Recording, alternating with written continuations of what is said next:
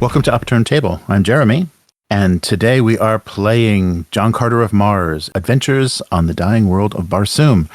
This is session 6, and I'm with Matt and Will. Hello, guys. Good. Guten Abend.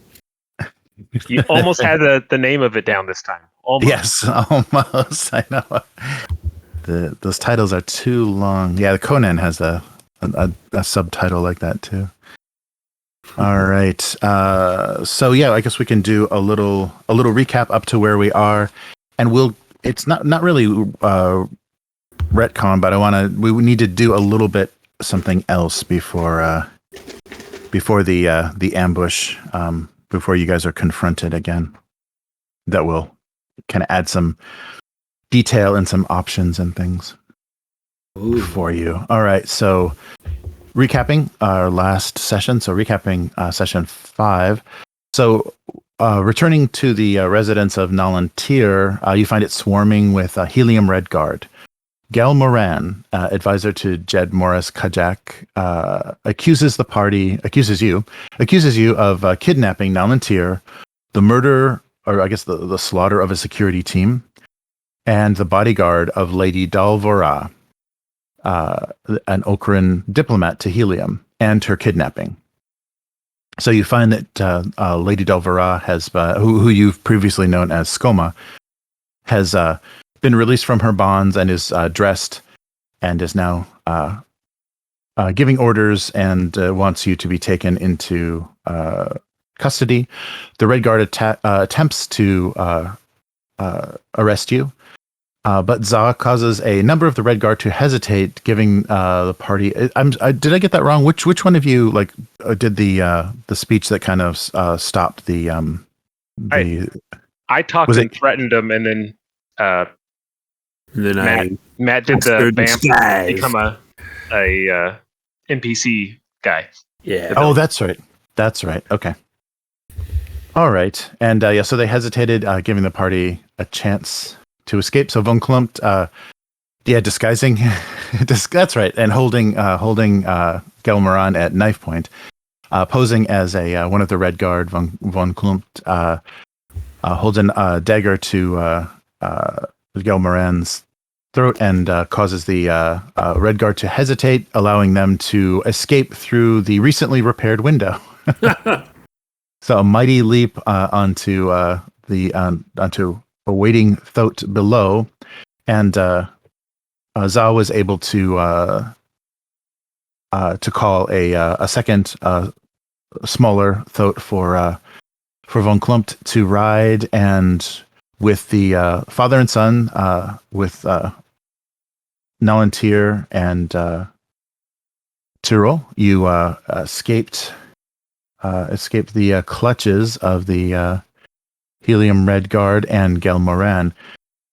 It took us a while. I think my thought was a little special. Yeah, well, it ran its little heart out for you, though. Yeah. That's right. That's right.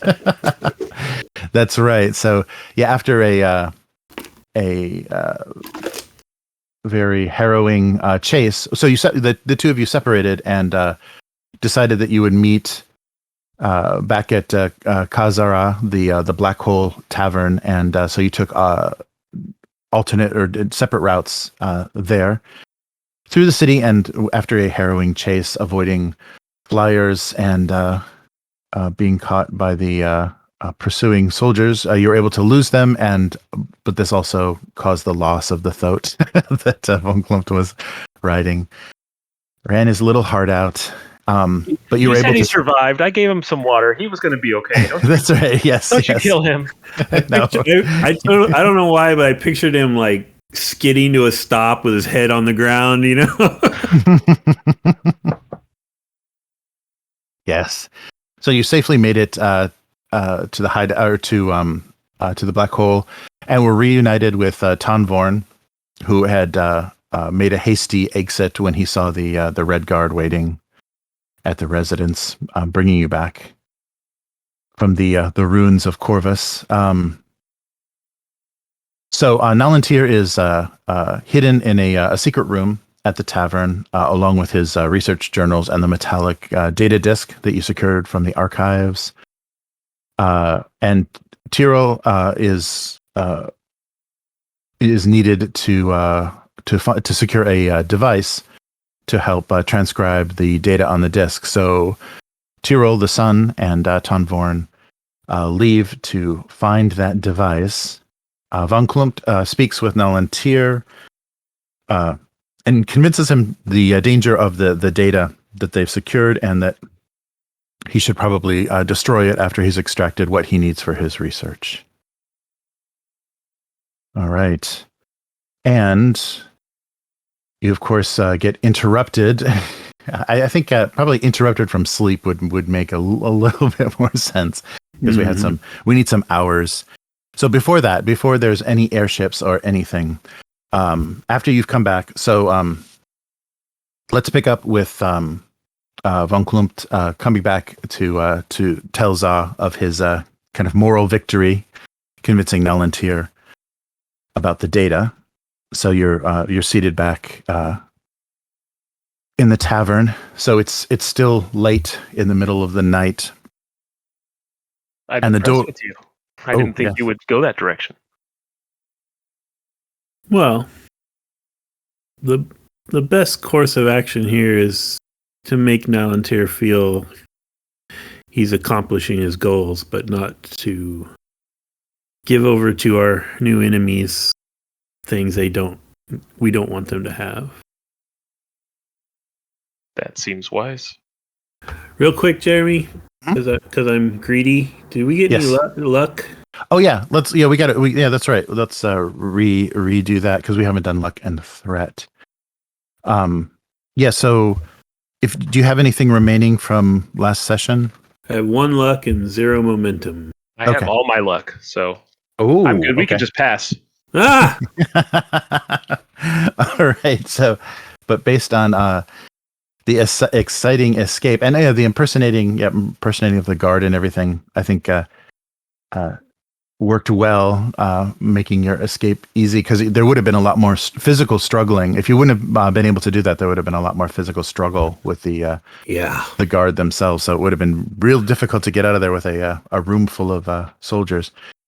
So 2 luck then for each of you guys up to the maximum, and that's 0 for me. Rise up. Okay, so what you're at 3 now, or at 2? What's your? Oh, it's your lowest. I'm at 3. Yeah. Okay, 3. I'm at 3 also now. Oh, okay. Okay, that's right. Okay, so I'll be at 6 threat. All right, pretty threatening. Yeah, so to give you a sense too of the scale, 1 threat I can seize initiative or add a complication. 2 threat I can add a danger or something that makes things much more difficult, more than a complication, much more difficult for you. And up to 6 I can make a huge change, like an escape, like someone escaping your clutches, or a giant ship showing up. Yeah, right. A giant ship showing up. That's right. Or an airship, a royal airship appearing. And for something like 8 threat, I can make a huge change, like a city turning against you. There's a lot of things. Yeah, there's a lot of things that can happen. So, and those kind of spends are going to be coming up, where having that large amount of threat, I can have a big influence on kind of where you can go and what you can do. So just to kind of give you a scale of that. So what you're saying is that Za's going to be really mad at me pretty soon. Quit giving him threat. That's all I'm saying. Right. Do you have a cap? I don't believe so. No, I think it's I don't think there's any. Yeah. Great. What's your lowest stat? That's the question. Right. That's how mine is 4. No, not yours. Not yours. The narrator has my stats are all infinite. Yeah, I don't believe there's nothing that I saw that limits the amount, but it does reset, each session. If I don't spend it, I lose it. So the temptation to, because it's just generated from how you guys are doing, basically, like directly opposing you. So that means also, if there's the more players, the larger that pool starts out. So I can make some huge moves. If there's 4 players, I can make some huge moves like right away. which is, is pretty scary. I think I'm getting used to this to the 2-player thing. So if we play a bigger session, that might get challenging. All right, yeah. So we're all set. So 6 threat. You guys both have 3 luck each. Okay, and yeah. So you're in late night, and you hear some kind of commotion in the back, and Tirol actually emerges from. He was let in through through some other passage into the tavern, and was discussing things with his father, and he urgently wants to speak with you. So Tirol approaches you and says, I was able to locate a device that will allow my father to transcribe the data that we retrieved from the archives. So he's in the process of doing that right now. But where I secured this device from, they told me something very interesting. It seems that the Eidolon have re-entered the ancient city of Korvas, and they have also secured a copy of this data from the archives. They used high explosives to gain access and probably to chase away any threats. So they came in very heavily rearmed, and so now we don't have any advantage, as they also were able to retrieve. And the source that I spoke to also said that they must have paid a king's ransom for to find another radium torch, but they were able to secure a radium torch and went in very hard into the city and blew the archives wide open and secured the data. So obviously they have resources beyond what we've seen so far. These Eidolon, they must have important backers here. Yes, my source spoke wanted to only speak to me with anonymity and to not. So it seems like they're also generating quite a large amount of fear in the city. He wouldn't speak openly to me about what he had known. Well, Scoma was staying with one of the Jeddaks, correct? Yes. So, and she was ordering those guards around. I'm thinking he's either in this or a pawn of them in some way. Maybe we should go visit him.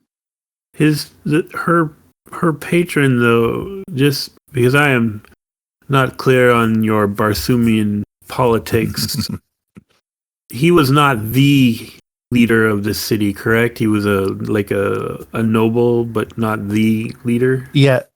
Yes. The Jed Mors Kajak is kind of in the book they call it equivalent to a king, but there's a king of kings basically. The Jeddak is the king of kings, so he is basically like a city governor or the head of the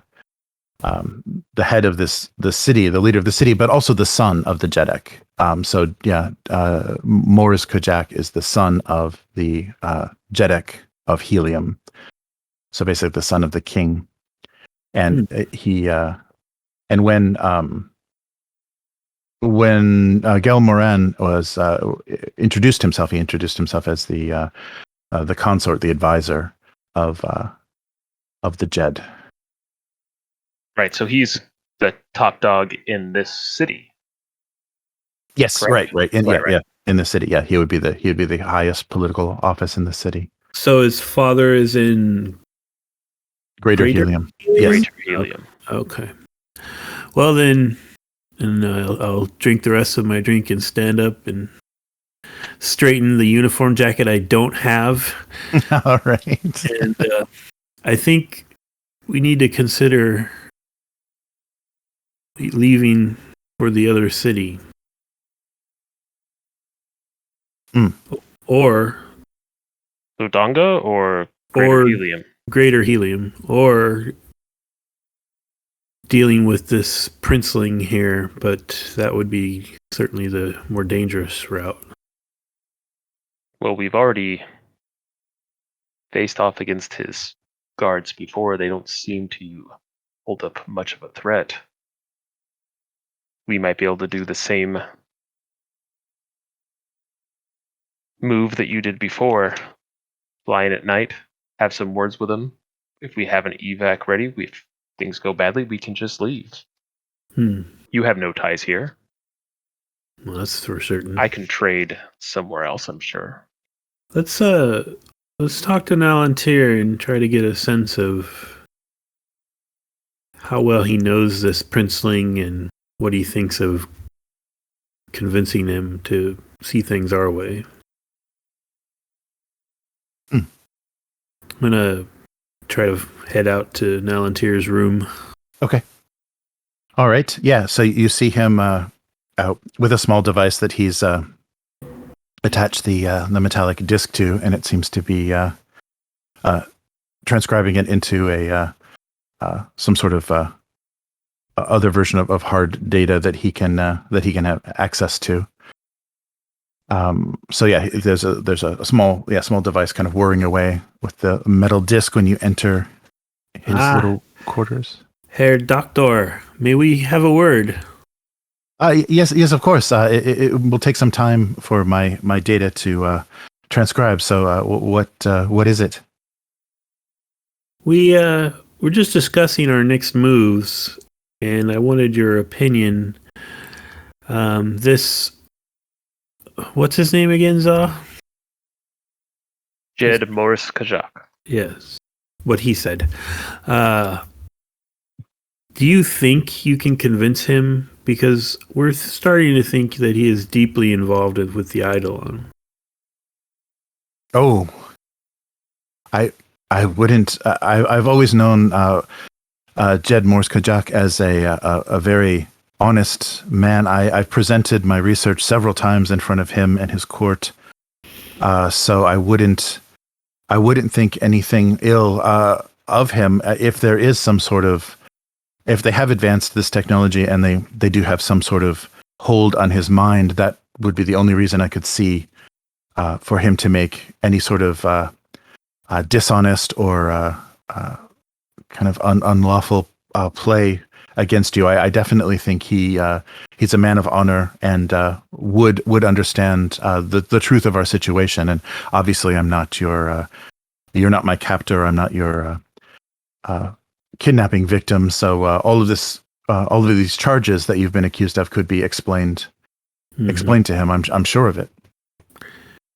If we were to get you a private audience with him, you think you could convince him? Oh, I'm sure of it. Yes, okay. I have met with him before, so he would know who I am. My reputation, my prominence in the scientific community would allow me most likely to speak with him. But the man that we encountered in the residence, Gell Moran, he has me worried. I don't believe I've never met him before. He's never been present at any of my presentations. So he's a new figure in this situation, a new player in the court of Mors Kajak. So I'm not certain what we would be dealing with if he truly is the advisor to the Jed. Excellent. How much more time do you require? It will probably take for me to extract everything. It will probably take all night. This is a kind of a weaker portable device, but it will be sunrise, I'm sure, before I have everything secured. What do you require after transcription to complete your work? I just need to make either back at my residence or anywhere. I need to be able to physically print onto vellum or sheets these this data, so that then I can have a readable copy. Currently, the device that I'm using is translating these ancient symbols into readable Barsoomian.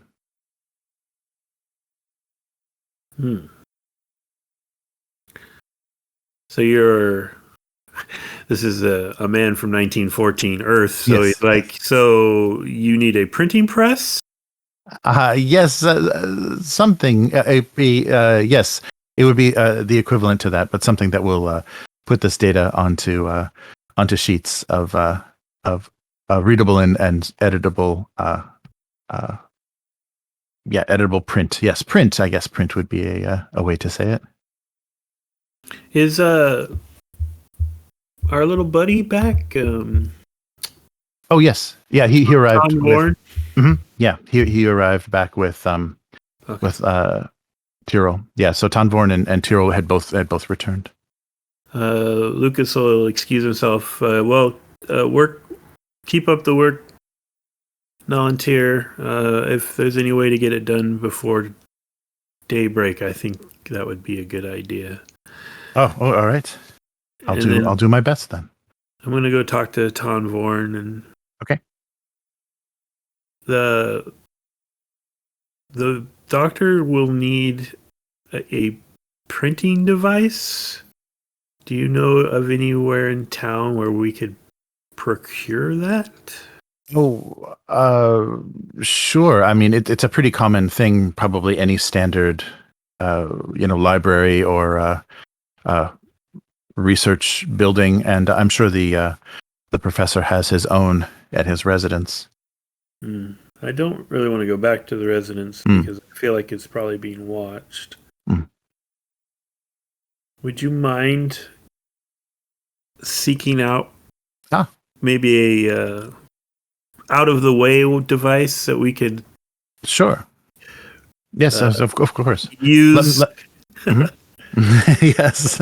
Let me consult with the Nalan Tir and find out exactly what he needs, and I can secure that.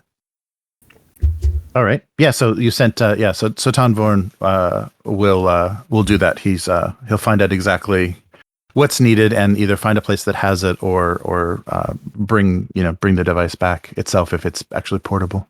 All right. So are you thinking we get his data, get everything in line, and then try to meet up with the Jed, show him the data? It seems the correct course, no? I only see that or destroy all the data and leave this city, so... Yeah. That is an option as well. I guess we try your way. Destroying the threat of destroying the data may be the only thing that gets us out of the city if it doesn't go well. But we'll see. Well, now they've gotten their own copy. I feel that perhaps we need to go destroy that, maybe sooner than later before they can transcribe it. I wonder if they have camps or someplace that we can run this place down, run the data down. Perhaps. Or do you think they would bring it back to the city, maybe to that underling's residence or something? Well, okay, so in general, the Eidolon, they've been out camping around Kazar, right? Or whatever. Isn't that what Korvas.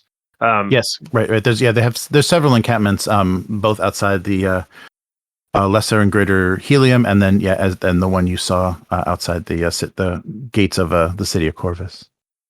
I would think that they would have this. Well, I think that they would have what they needed there to do their plans. It makes no sense to ferry it into her small abode to print it. I imagine once they get the data, they would bring her the prints, assuming that she's actually the one who's in charge and not this Jed after all. So perhaps you and I should venture out while the others work on this? Yes, that maybe we can do a run by some of their camps and see if they have the systems on board. So we're talking about they need like an HP printer, right? It's not like a Right. gigantic facility. So Yeah, right. Yeah, yeah. You it can't would be. just from a distance see if they have it. We'll have to get into tents and or other things to actually know. Yes. Yeah, you'd have to. Yeah, you'd have to. You'd have to search for it. It wouldn't be so obvious. Yeah, from the air or anything, you wouldn't be able to see. And it was Tyrell that told us that they had gone back in the city, right? I believe so. Yes. Yes, yeah, they'd gone back to Korvas. Yeah. He was the one when he was securing the device that was told that they made a heavy assault on Korvas to. I'm gonna ask Tyrell, who told you this? How long ago was it? And did they tell you anything else about what the Eidolon are up to, where they might be? No, they were the person I spoke to, as I said, was very reluctant to say this, but my inquiry for this device, made him understand that we are kind of competing parties, and he wanted to warn me. But he said he didn't say anything about their about their current location, but that the during the day, earlier in the day, there were these explosions were heard.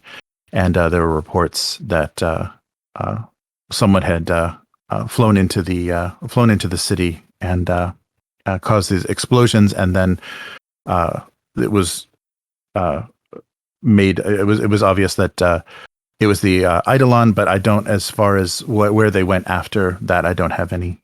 He didn't have any information. Okay. Do you think we should ride out to that camp, Zaw?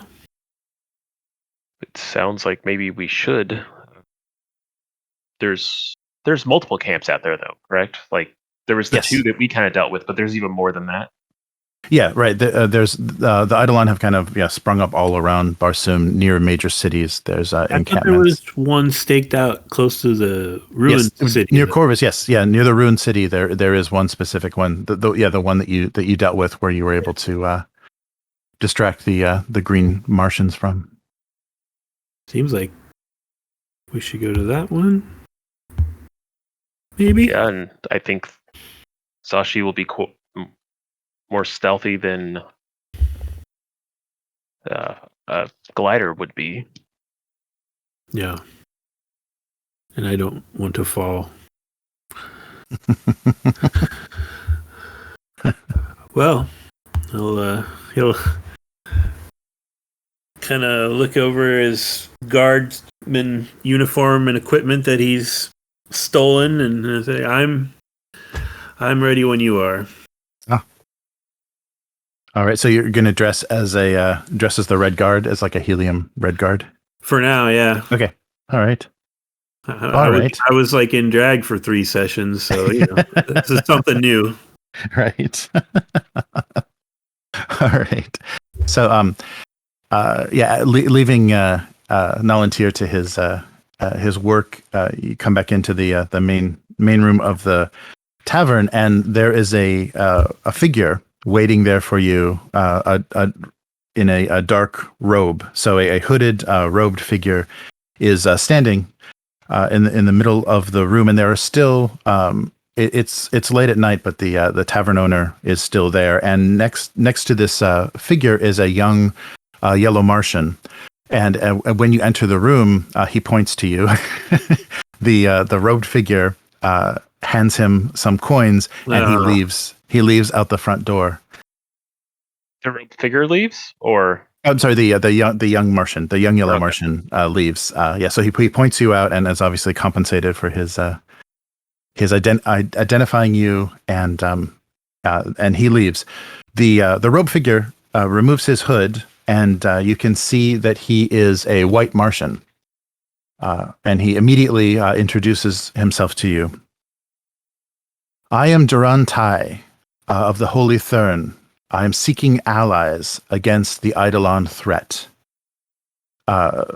So I'm here to offer you information and alliance in your dealings with this scourge, these heretical outcasts of the Holy Thurn. So you see, yeah. Oh. Yeah, so the White Martians are the ones who've been secretly in charge until recently, correct? Or Yes, right. Yeah, they established this kind of this fraud religion. So there's still people that believe there's something, even though their god Isis has been found to be a fraud, and basically people that offer themselves to this religion are just enslaved or eaten or were eaten by their goddess.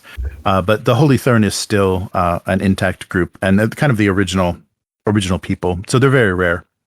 And do the White Martians, they just look like red Martians, but they're white kind of thing? Yeah, they're much closer to human. Maybe people would have mistaken von Klumpt for a white Martian at first, seeing him. If you weren't so sunburnt, maybe they would have mistaken. Von Klumpt's gonna kind of step back next to Za and whisper out the side of his mouth, "Aren't these the fake priests that people are talking about?" And yeah, I'll step forward, like kind of between me and Von Klumpt, and say, yes, they are. They lied and subjugated people all over this country. I don't know if we want to ally ourselves with them. As I'm just like staring at him grumpily. Right. Well, I'll look between a couple of Za's arms. And, hey, what do you offer us? The first piece of information I offer you in our alliance is you will soon be accused of additional crimes by Gell Moran. He has fallen under the influence of the Eidolon and and is carrying their influence deeper into the courts of Lesser Helium.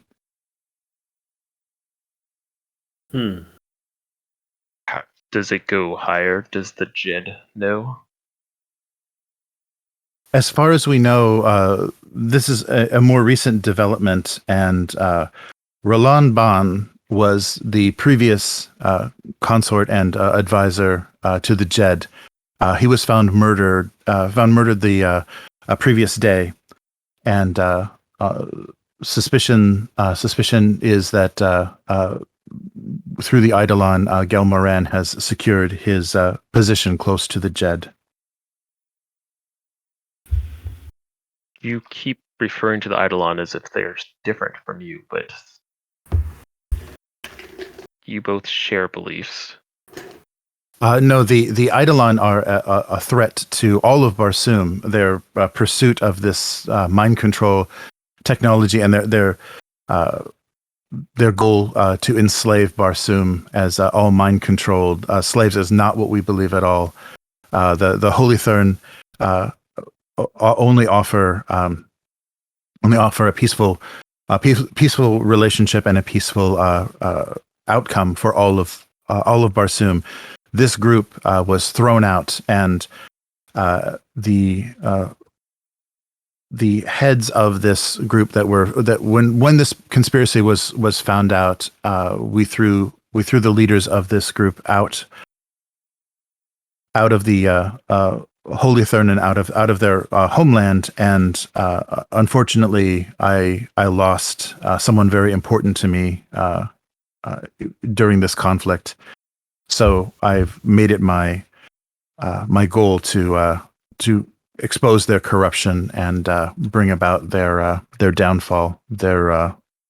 What they are attempting to do is against everything that we believe in. The Holy Thurns have always believed in peaceful and in peace and personal decision being priority. That doesn't really align, though, in my mind. That doesn't really align with like how their religion was processed, though, right? Because the White Martians were kind of the head of that, and right. When they did mind control people, they just lied to them all about.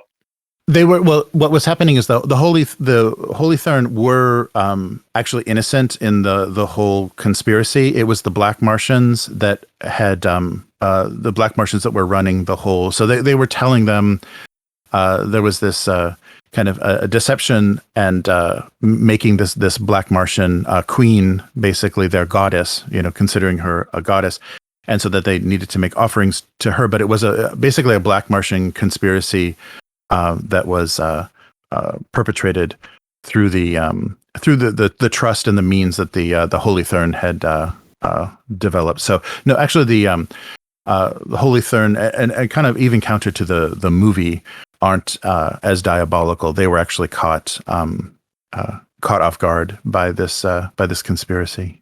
Okay, and is that something I would actually know?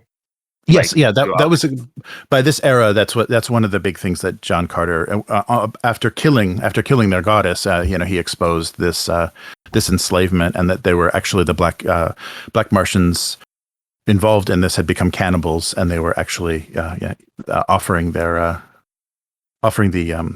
people worshiping to their goddess. Yeah, it was pretty gruesome.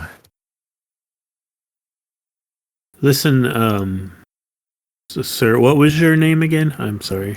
I'm Joran Tai. Joran Tai. I am obviously not from here and don't know much of your religion, nor do we have time to learn about it. So I simply need to know what this alliance does for you, what you will expect of us. I merely want to. We have common cause, and I merely want to assist you. If you do wish to see the end of this threat, you have probably been exposed to the extent to which they will go to bring about this means of mind control. And if you wish to bring this threat to an end, then we are in agreement. Then I will offer you what I can in support, and as well as information, and we shall hopefully see this the Eidolon and their leaders brought to justice or eliminated. Will you fight with us tonight? Unfortunately, I myself am not a warrior. I operate more behind the scenes, but I can provide you if you need support. I of course can offer you support as far as soldiers or any manpower that you would need. We've heard rumor the Eidolon have acquired this data, and we seek to destroy it as soon as possible before they can disseminate it amongst their ranks. Yes, the attack on Korvas. Yes, we're aware of that as well. Certainly. Are you tracking them? Do you know of their movements? We are aware basically of what they are. I have of course spies and associates in most parts of Helium that can follow their movements. I should be able to, if there's something specific that you need to know, I should be able to find that out for you. We need to know if that data has been removed from Korvas and taken somewhere, or if it's still there or still in their camp. Because we were about to venture out to their camp near Korvas in hopes that it was still there. But if you have a way to find out for sure, that would be of great assistance. Certainly, yes. Just give me a little time, and I should be able to find out where they proceeded after the attack on the ruined city. So I have a question, because it hasn't really come up, but we talked about it at the very beginning. Because everyone here sort of has a psychic bond, you had said something about they can't really lie to each other. Right. Mm-hmm. Yes. Is Za, are you picking up what he's throwing down? I mean, that is a good question. Well, with that in mind, we should have thought about this before we were talking about Gell and stuff like that. Like if he was being duplicitous, but yeah, can I tell if is it a is it just something inherent, or is it something I need to test for, or is it just how? No, yeah, you normally you would, operate? yeah, you would know, Martian to Martian, you would know if someone was being deceptive, and von Klumpt would actually be able to be deceptive, and I think that's what helps your spy skill as well. Is you have an ability to block people from reading your thoughts, but Martians, when they speak, they're speaking directly about their cause. Yeah, so you don't have to worry so much about the conspiracies. Will have to be more logistic and less kind of convincing you with words. Like you're not going to be directly lied to in your face. It's going to be a conspiracy of actions against you. But if you find that they are happening, they'll be confessed. Like there isn't a way to conceal motives and things. Okay. Yeah. So the story about him losing a loved one, the Holy Thurn splitting, basically, and the Eidolon being this offshoot, is completely factual. As far as with the Martian telepathy, you can tell that. So it doesn't really matter, but I'm just curious, like, how do Martians deceive one another? Is it just by lying by omission kind of thing, or? Yeah, I would think that's the only way. Yeah, because there's, the honor in their combat, and then the honor, in their interaction. Yeah, you can just not not bring it up if you don't. If people are never questioned about it, then they're able to operate. So something like this mind control then would be very powerful, because you could make people do things that they wouldn't do, that would be dishonorable. They would. Oh, very well. If you can do this with haste, I would also add that if it is at that camp or in Korvas, we will definitely need fighting men. Certainly, I can secure you however many you need. Of course, to a concealable limit. I wouldn't be able to secure airships and legions, but of course, a fighting force would not be impossible. Excellent. Small group that can move quietly. Yes, I agree. The Eidolons, we don't know the extent of the Eidolons' influence, so I think stealth is important. How long will it take you to find this information out? Sorry, the doorbell, guys. Just a sec. Sorry. Okay. Oh, no problem. So I think we send him on his way. Hopefully, he can come back tonight. Yep. We take a power nap, so we're all energized and ready to go. Yep. And then we go in the back alley and rough somebody up and get some momentum. No. I mean, you should have a drinking contest or something beforehand to build a little momentum up. And then... There you go.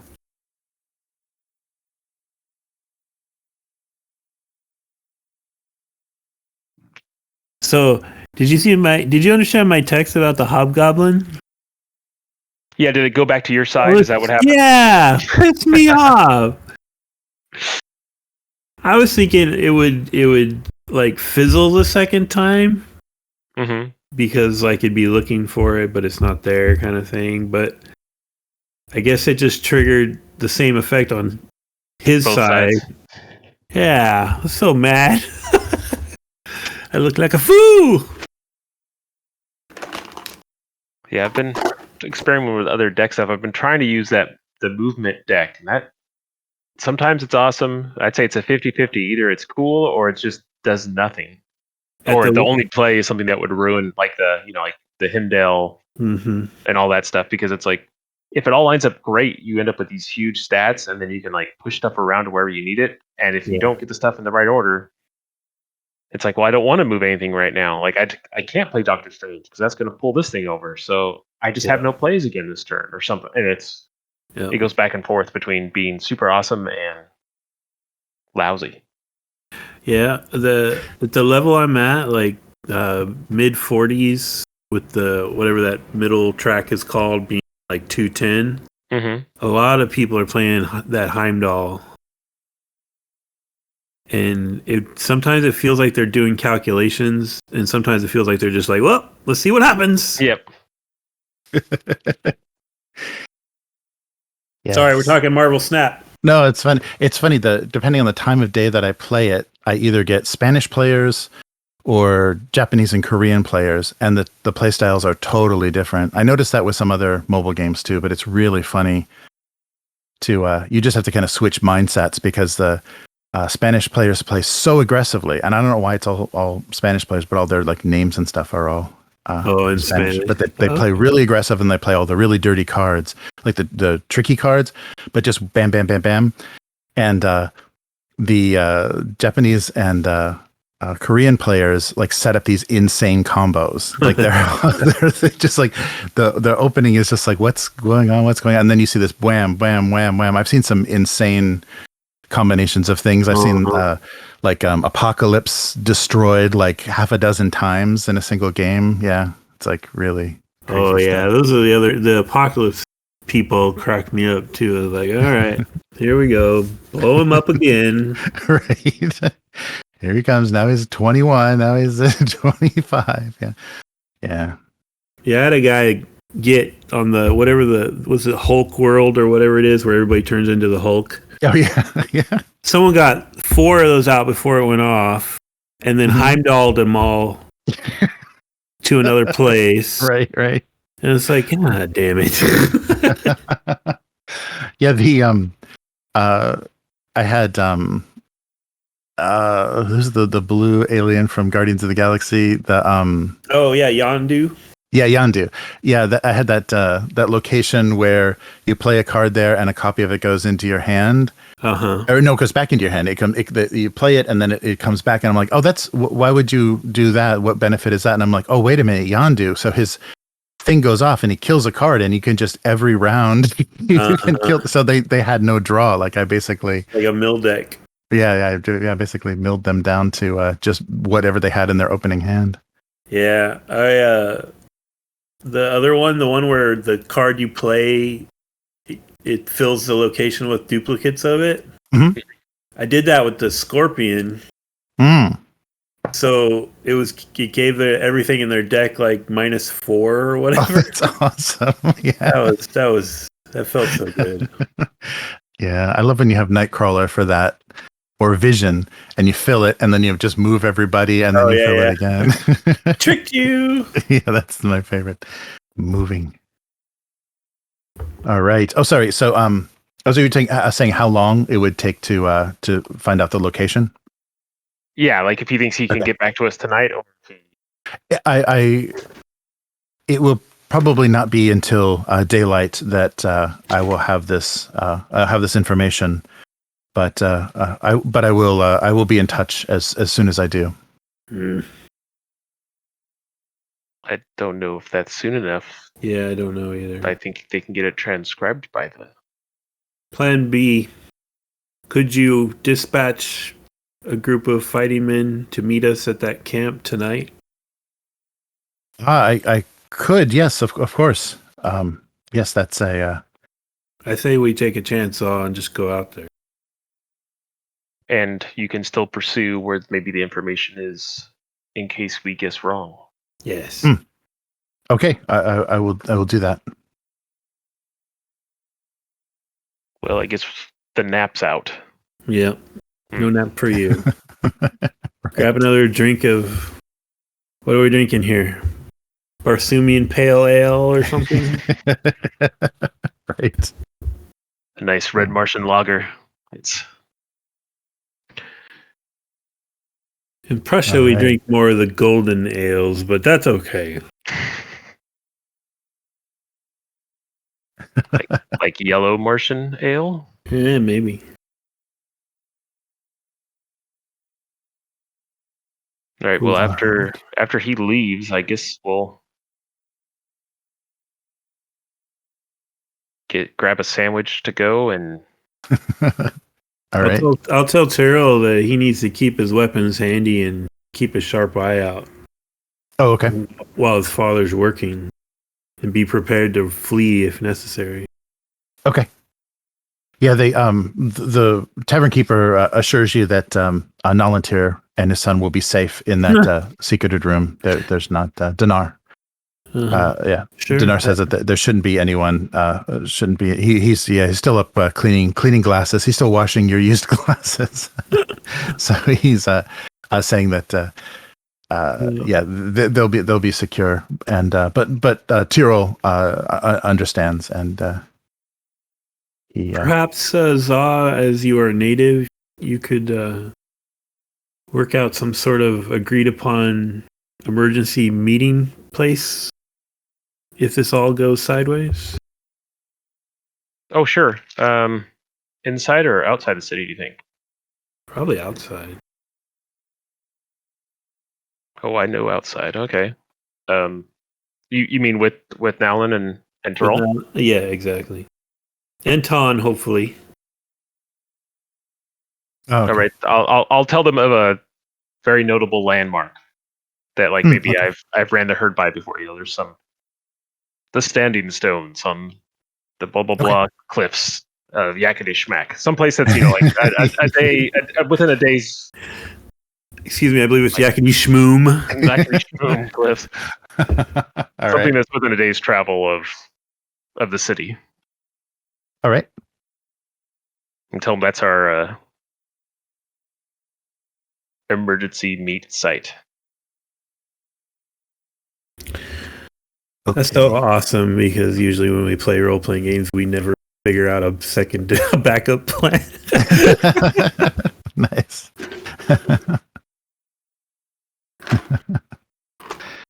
Nice. Okay, so you're going to set out this evening then and so how do you want to travel? We're gonna taking your throat. mount up Sashi and Okay, good. just walk out like we were meant to be there. Mm-hmm. All right. Maybe we'll go out a different gate than the one that's right by the Sure. the hole. Was it the hell? And then the Black Hole Ka Zara. Yeah, that's good. Okay. So it's going to be, though, the travel time even on thoat, not on foot, on thoat, is still going to be sunrise. So you're going to go out into kind of the cold night of the desert, but by the time you get there, it's going to be dawn. Okay. Can't you make this thing go any faster? Well, she's already ran me across the whole city. Yeah, that's right. Yeah, no time to recover. Sashi is called into service. Mind you, she didn't have to run serpentine patterns through the whole city like yours did, but Yeah, that's right. Right, and crash into carts and things. Mm-hmm. Get stuck in alleys. Well, I suppose, or should we sort of take our time a little in hopes that this white Martian's men catch up with us? Well, I think that we should head out and see if we can even scout what's happening. We killed a lot of people at that camp and Yeah, right. and did some stuff, so it's possible that they've abandoned it. So I say we go out, scout it, and then hopefully they'll catch up with us at some point. You still have that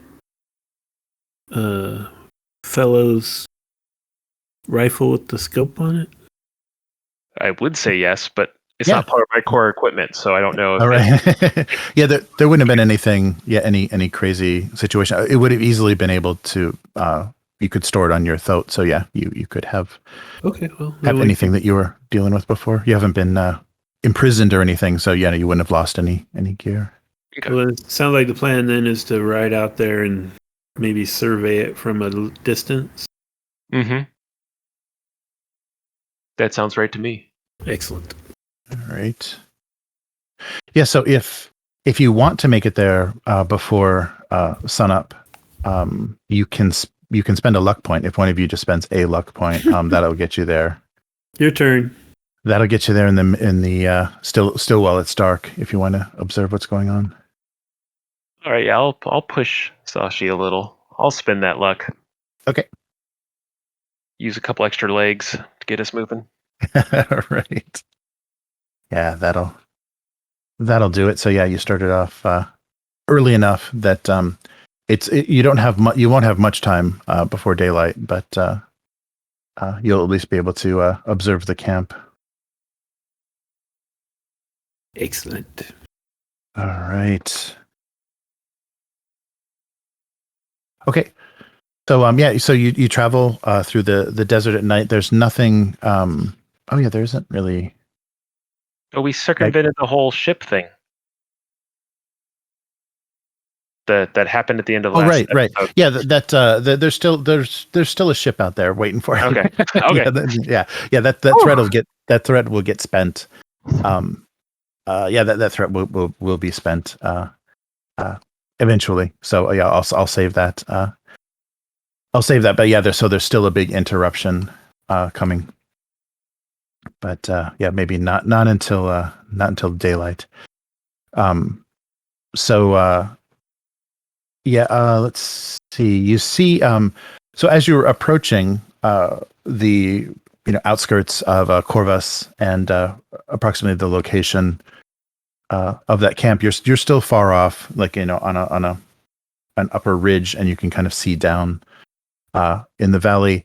You can also see a small encampment of red Martians that you are assuming, you would probably have to interact with them to be sure, but are assuming would be the men that you requested from Jara and Tai.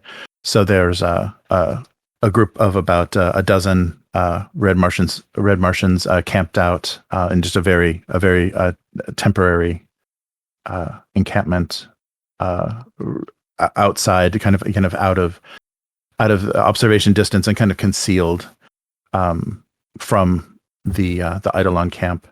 But you see their fire during your observation.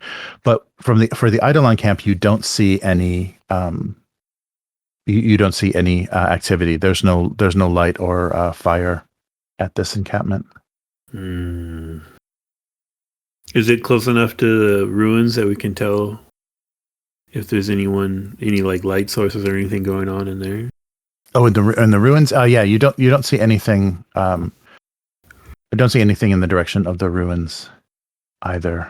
Is there any gliders or anything parked there again? No, there isn't. Yeah, there looks like very, very minimal activity at the camp itself. I think they went back to that gentleman's home, but I don't know. Well, we assume that Scoma or Dal Vora is there anyways. We're here now, though. I say we go in and see if there's anything we can recover.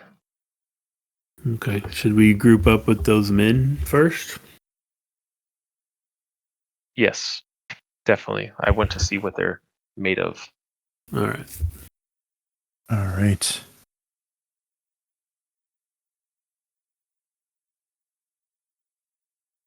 Yeah, I guess we'll go over to their camp, give them a look over. Okay. Oh, let me see.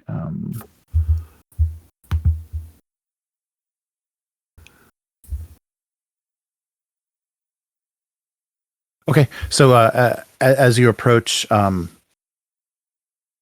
you're confronted by one of the red Martians that's standing guard, and he says, Durantai has sent us to wait here. Are you who we have been waiting for? Yeah, we are. Have you kept eyes on the camp? Yes, there's been no activity around the camp, no coming or going, and we haven't seen any fires or movement. So I'm not sure what your intention is here, but we're here to assist you.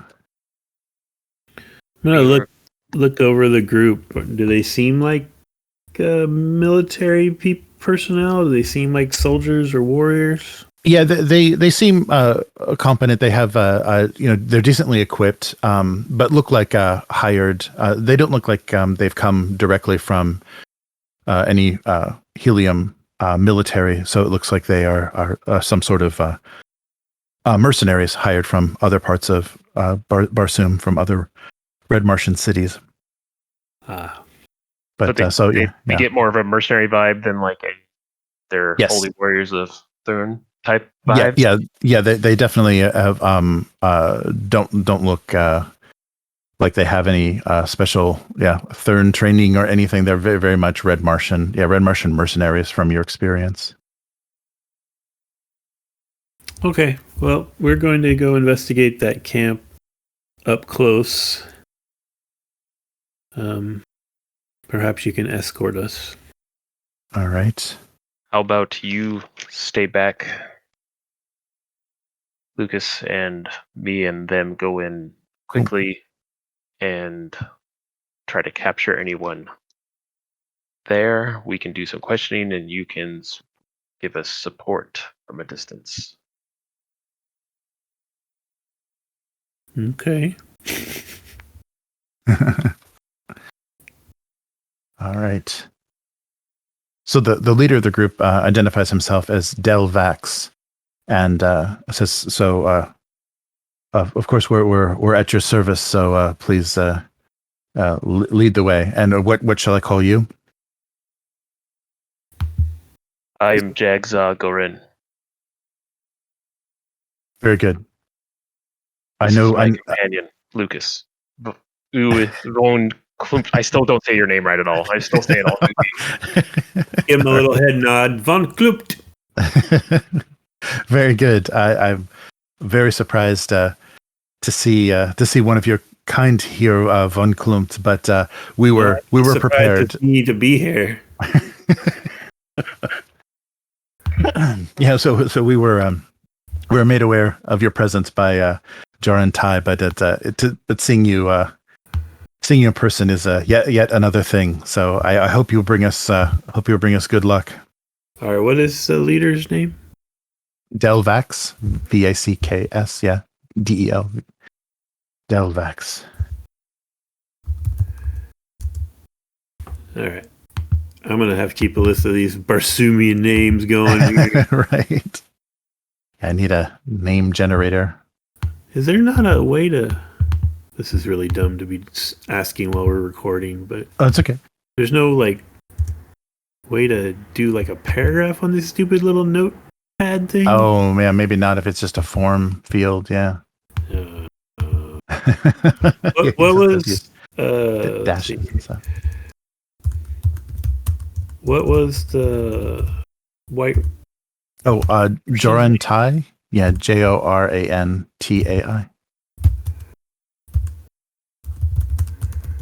And what was the... I'm sorry. What was the name of the guy who's in cahoots with Scoma? Oh, Gell Moran? Yes, yeah. Gal, like G-A-L? G-E-L-L. Yeah, G-E-L-L. And Moran, M-A-R-M-O-R-A-N. What a Moran. Moran. Okay, sorry. Okay. Yeah, so you have about a dozen men with you. Is that what I said before? Yes. Yes. A dozen, yeah. Yeah, okay. So a dozen Red Martians, and they all appear that they can move stealthily. They're not heavily armored or anything, so they'll easily be able to approach. Von Klümt is caught a little off guard by Zogeren's sudden concern for his safety. So I'm gonna linger back, but I'm still gonna be in Jarsoomian leaping distance. All right. Everything's fine here. We're fine. Good. I don't know whether to be touched or suspicious. Perhaps both. So maybe it's not your safety I'm after, but my own? I don't know. Now I'm confused. All right. So Delvax asks, so what is our plan to take this camp? Should we surround it, or do you suggest we approach from one side? Well, if my memory serves, all the green Martians are dead, correct? Yes. Yeah. You were able. Yeah. The green Martians were eliminated in the from the airship battle. Yeah. So I say I'll tell them we'll loop around behind. We'll cut all 4 tents. Okay. Try to capture anyone inside, and then immediately, and as quietly as possible, then immediately take the main tent in the center. Okay. All right. Our goal is to kill no one. We're after information. This isn't a murder fest. I don't know what the right term is. A bloodbath. Slaughter. Yeah. All right.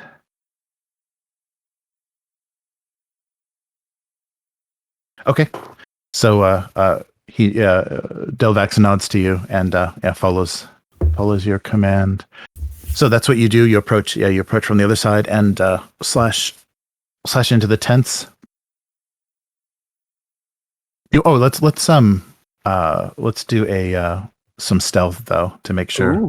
If you want to approach completely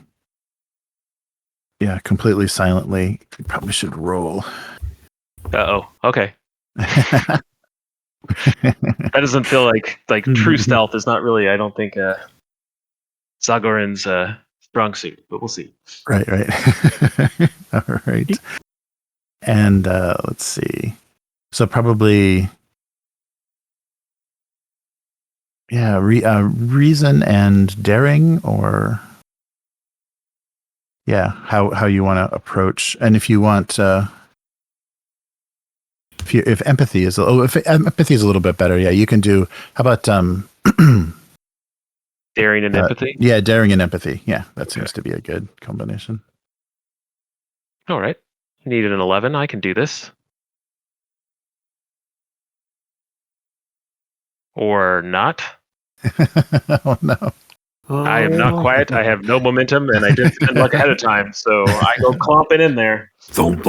Okay.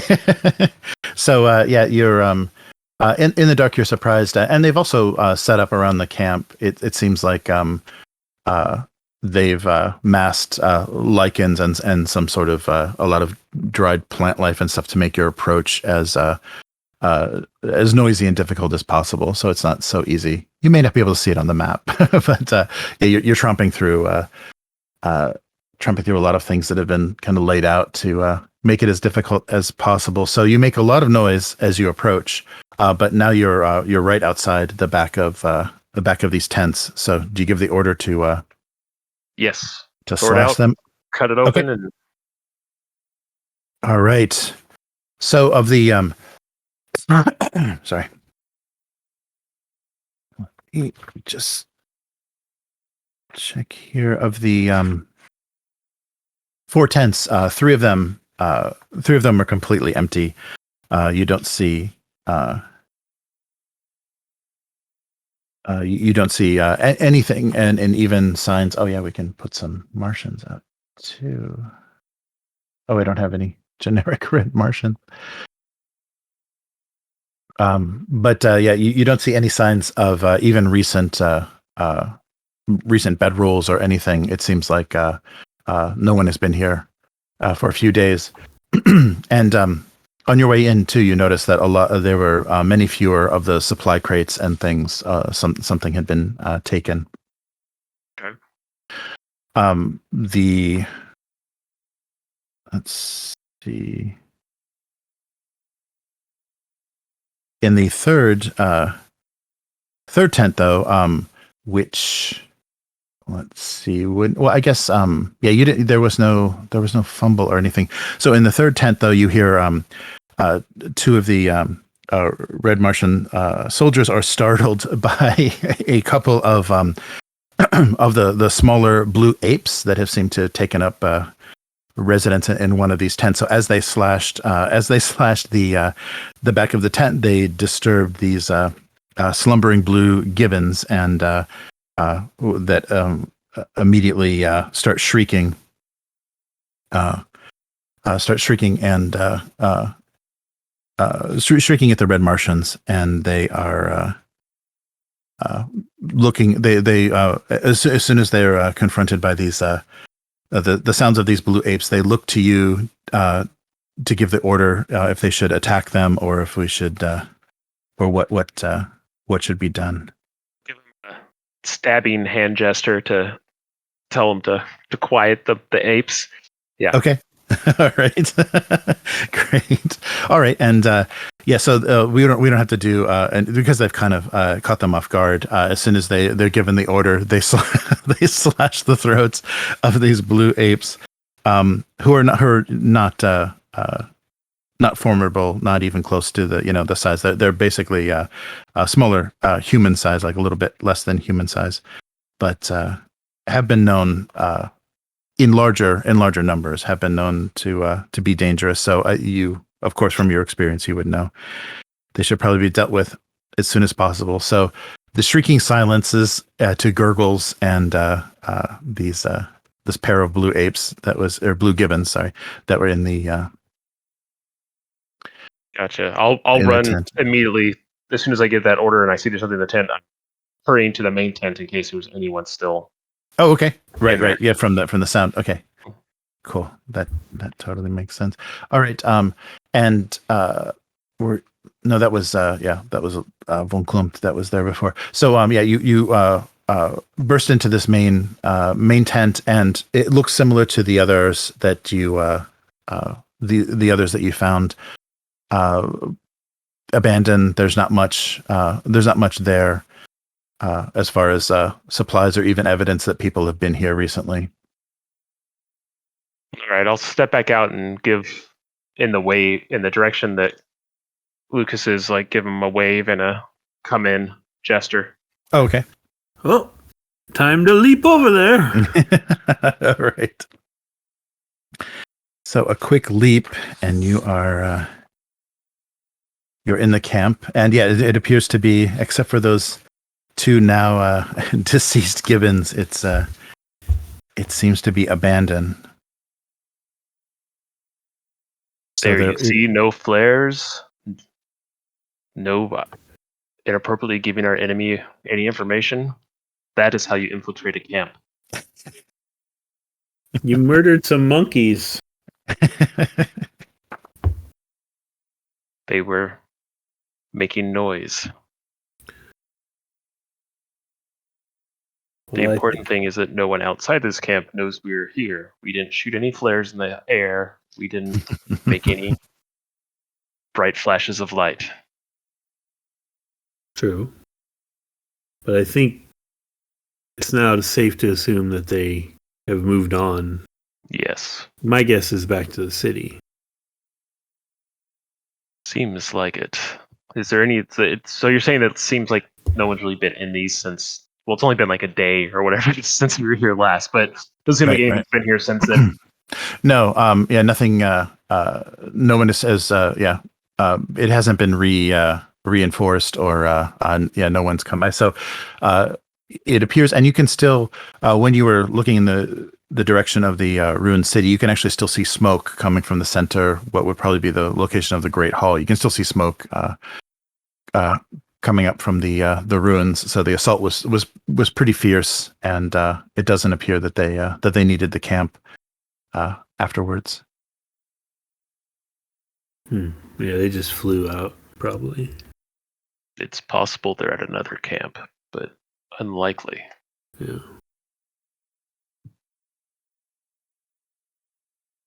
Do we head back? I think we do.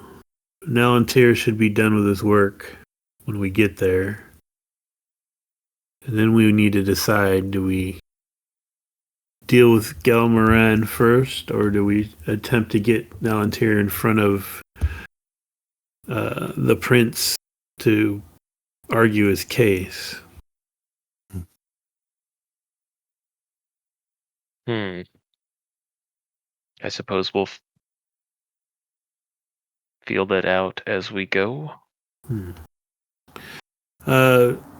Delvax. Yes. Are you familiar with What was the name of the tavern? Because Kazara? Yeah, Kazara. Yeah, the Black Hole. Yes. The Black Hole? Yes. In my younger days, I would secure work there. Well, I think what we need to do is have you meet us there, but I think you should enter the city at different points and not as a large group. Certainly, yeah, we can. We should, and so we should meet then. Meet them at Kazara. Exactly. All right. Okay, so he nods, and his men head off, and they're going to they'll all rendezvous then with you back in the city. I'm gonna leap back to the thoat. Let's go. All right. So you were able to complete all of that before before the sunrise, but very quickly the sun is up, and your ride back to Helium is going to be to Lesser Helium is going to be a little hotter than the ride here. Are there any cool places on this planet? This is cool. It's a nice day. All right. So you do make it back then, and kind of uneventful trip back. Za knows the best route to take and everything. So it's getting closer to midday before you before you or not midday, but yeah, like late morning before you make it back. And you do see outside, you recognize some of the group of the Red Martians have already made it back to the city. They may have had secured flyers or something concealed, so they made it back with pretty decent time and are kind of awaiting your return. Well, that's embarrassing. They beat us here. And yes, as you go inside, Delvax and a few of his men are seated. Are seated in Kazara, and nod as you make it back. We've returned without notice, all separately, as you instructed. How should we proceed? Well, I believe we're waiting on information. Oh, right. We'll. Why don't you just sit tight here, keep your guard up. We're gonna go speak with someone. I'm gonna walk over to find Nalan Tir. Okay. All right. Yeah. So by this time, not only so Tan Vorn had returned with a device that he was able to use. He was able to bring to him in the room, and so now Nalan Tir has a kind of bound. He's secured a number of sheets of data on some sort of vellum that have been produced by this machine, and so as you return, he's securing all of this and says, "Yeah, I've completed not only the transcribing but the hard copy of all of this data. So we're safe to leave or to do whatever you think. I'm eventually going to need some time, either at my laboratory or some place comparable to start to spend some time processing some of this data. But as far as if you just want me to present what we found, I'm able to do that. Able to do that at any time. But so far, the data, I haven't done anything with the data to actually benefit my work. But have retrieved quite a considerable amount of information about what the ancients knew of neuroscience. And the other aspect of this data that we discussed, have you taken care of that as well? Well, yes. I've only created hard copies of what I would need as far as the repair and healing. So only in this machine and on the disk exist any of the additional data that you fear may be used incorrectly. But as Tirol has told me, it does sound like Eidolon, along with my treacherous daughter, may have secured their own copy of this data. I'm not sure they'll be able to be as successful as I was in utilizing it, but we'll have to find out. Von Klumpt is his jaded past is sort of like overcoming him now. He's like, they have a machine gun, so we have to have a machine gun. They have an airship, so we have to have an airship. They have a dreadnought, so we have to have a dreadnought. I've seen this before. Well, do you think you can convince them to believe your cause, believe your side of the story if we take you to them? Certainly. I've previously spoken with the Jed and presented my research, and they were very encouraging to the progress that I was making. So I'm sure if I confront them, not only with what I've been able to find, but what this means as far as what the Eidolon may use it for, I'm sure I can convince them. Does the Jed, like, obviously he has a estate or something somewhere? Is there someplace where people do formal public meetings with him or anything? Like, is there a way for us to track him down in the world? Of course, he would most likely, unless there is some sort of other diplomatic reason, he would most likely be in the palace, in the Palace of Lesser Helium. Is that someplace we can just go? No, it of course it's very well guarded, very well protected. So we would need invitation or some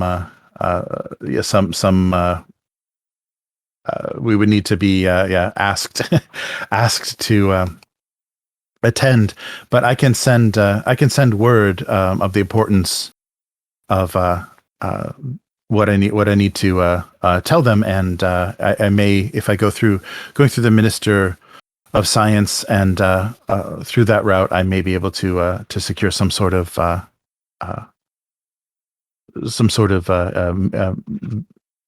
is the word? Some sort of meeting with the Jed audience with the Jed.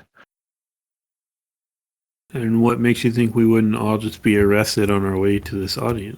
Well, that if there is treachery in the Jed's court, that I believe it will always be a threat.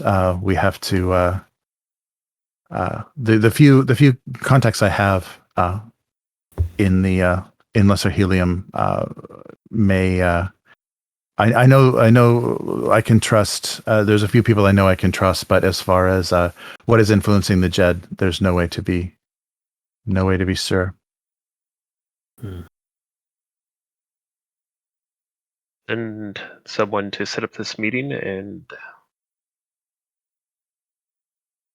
yes, I'll have to send. Let me send word to the Ministry of Science, and let them know about the importance and actually the timetable that we're dealing with, the threat. If the Eidolon do have this data, the threat has been accelerated. So let me inform them and see what kind of response we get. Does Helium?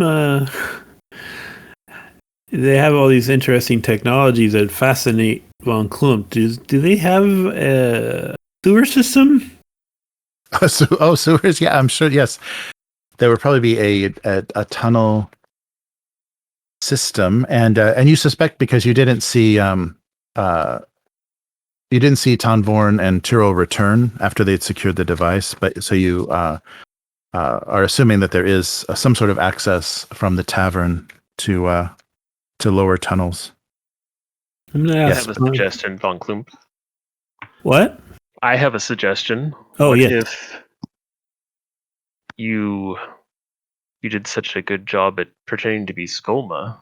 What if you pretend to be Nalan? I escort you to the palace. If things go well, Nalan is with the mercenaries nearby, and if we reach the gates and no one arrests us, they usher him in quickly and we continue on, and if something does happen, he's secure along with the data.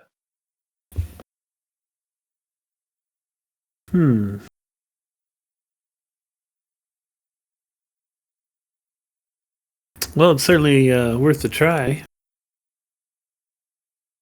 Maybe disguise him as one of the mercenaries, do you think? Or Yes, that sounds like a good idea. all right, so out of game, the only problem I have with that is my master disguise is technically supposed to be for minions.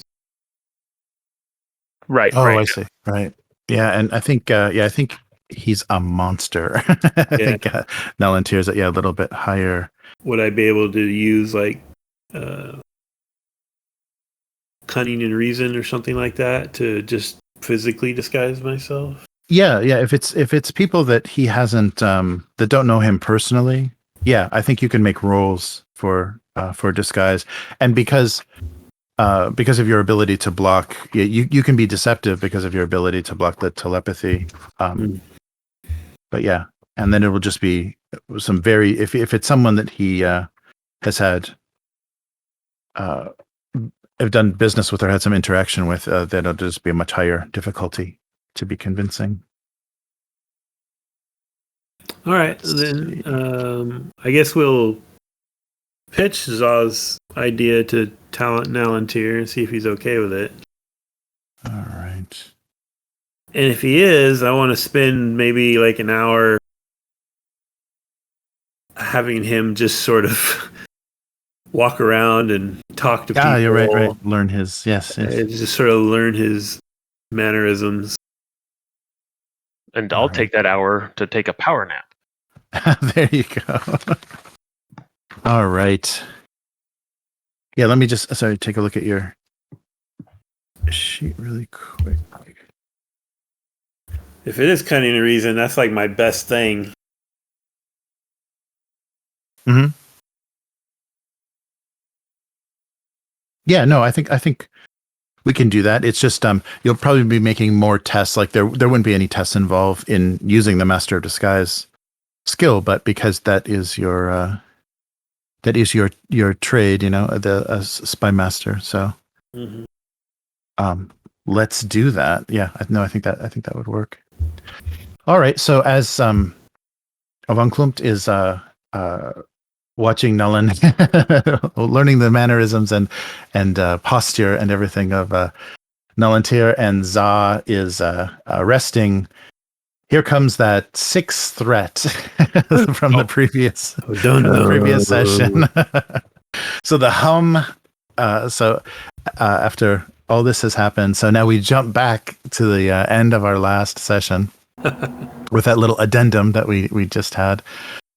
And you hear the hum of a large airship. So not it's not like a battleship bristling with cannons, but it's a larger kind of patrol ship that's all hanging the banners of Lesser Helium. So a royally appointed ship lowers itself to hover right above the Ka Zara. So they have known your location and are kind of waiting for their opportunity to present themselves. And so the immediately they announce from the airship itself, we demand the full surrender of the suspects involved in not only the kidnapping of the Lady Dal Vora, the murder of her security team and bodyguard, but also the massacre of an entire garrison of courageous guards of Lesser Helium and the assassination of Roland Ban. Where's that? Roland Ban. You are charged with these crimes and must face justice. Surrender yourselves immediately under the authority of the Jed Mors Kajak.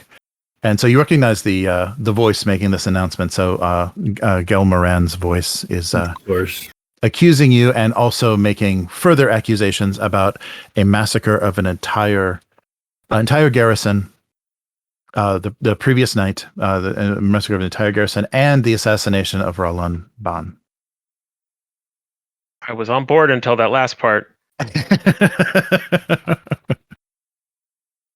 Perhaps Plan C. Yes. We have the mercenaries all flee in a very haphazard and noisy fashion. Hopefully the ship or its contents chase them. Mm-hmm. And then we take Nalan Tir to the palace and just try to talk our way in. I suppose we can try. So what? Order them to, or have them just cause a distraction, basically, and leave noisily. Yeah, have them just run out of here like they're escaping guilty people, and draw the focus. Hopefully. All right. Wow. All right. Joran Tai, you can do this, right? Joran doesn't return. So Delvax, the head. Delvax. Sorry. The leader of the. Yes, I serve Joran Tai, and yes, of course, I'm sure we can cause enough of a distraction that you may be able to leave. To leave here unnoticed. So I will give the order, and so he rises. Nalan Tir, gather your things. All right. So,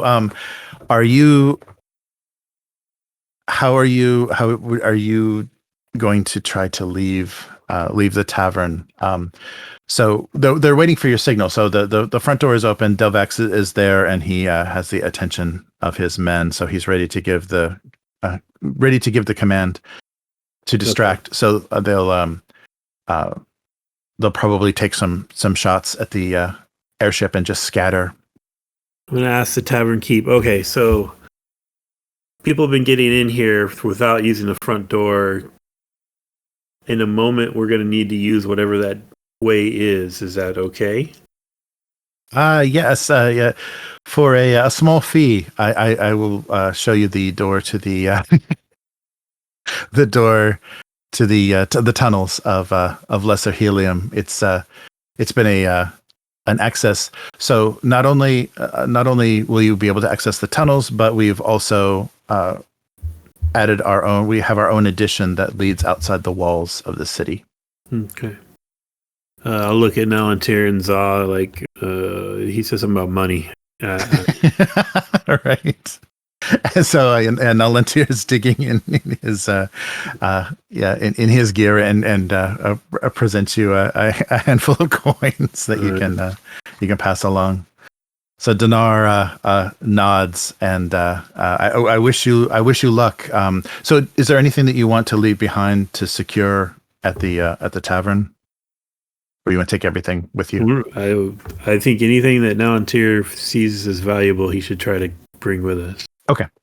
Yeah, so he brings his journals, the disc, and then also the actual physical sheets that contain the the transcribed data. So yeah, So- he brings everything, but leaves behind the device, the transcribing device and kind of printer are left behind. Okay. So once seems to have everything ready, I'm gonna give the signal to Dell.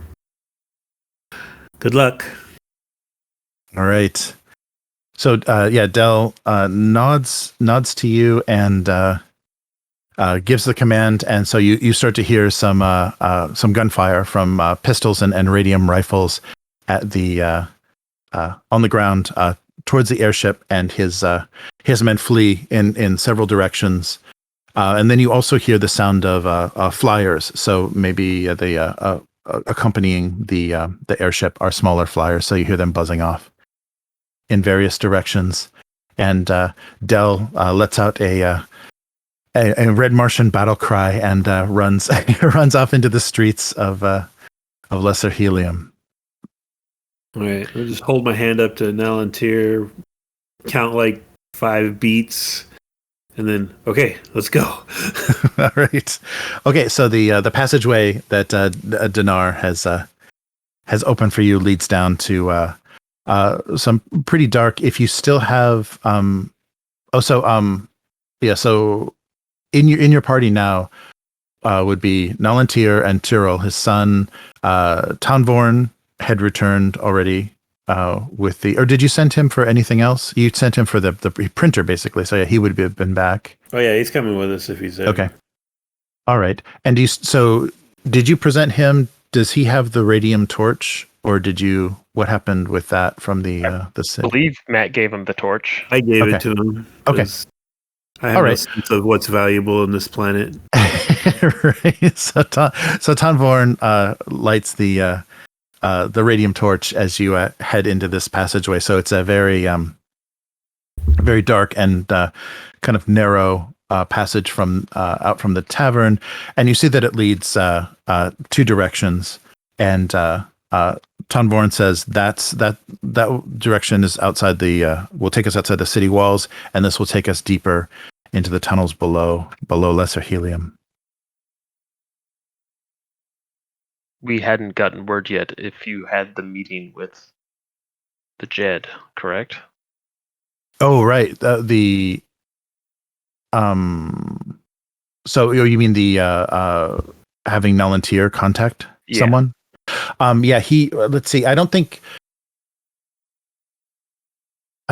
there would have been time. Yeah, been time. You're going to have to do that probably from come up from the tunnels and have contact someone. So first get out of detection. Yeah, get out of range of this airship and everyone that is pursuing you. And so there has been no message sent yet, but it can be done. It can be done once you've made your escape. Is the palace? No, when we went into the center before, the buildings were like floating, right?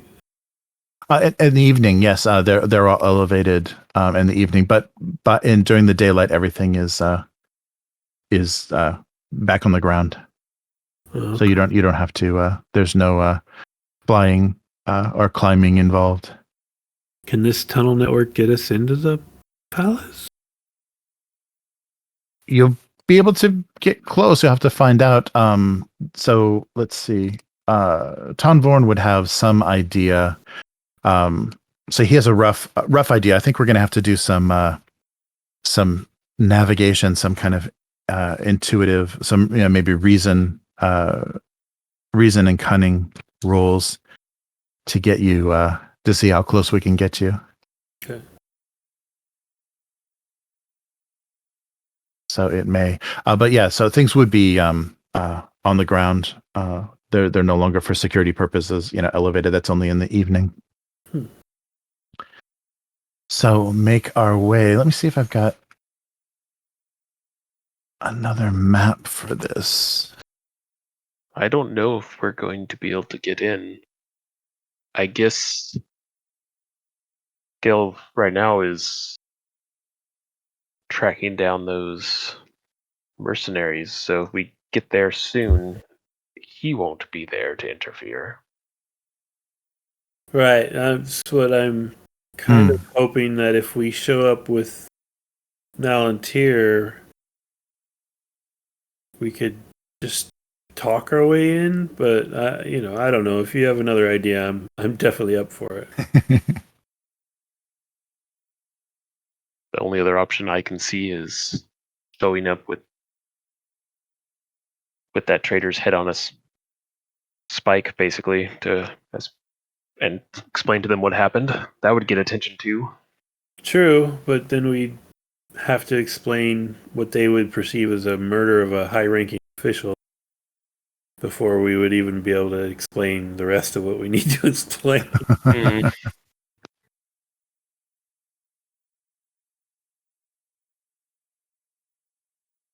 All right. I suppose showing up and you talking us in is the best solution we have. I hope so. Even if we can get close, I can leap Nalan Tir to him or something.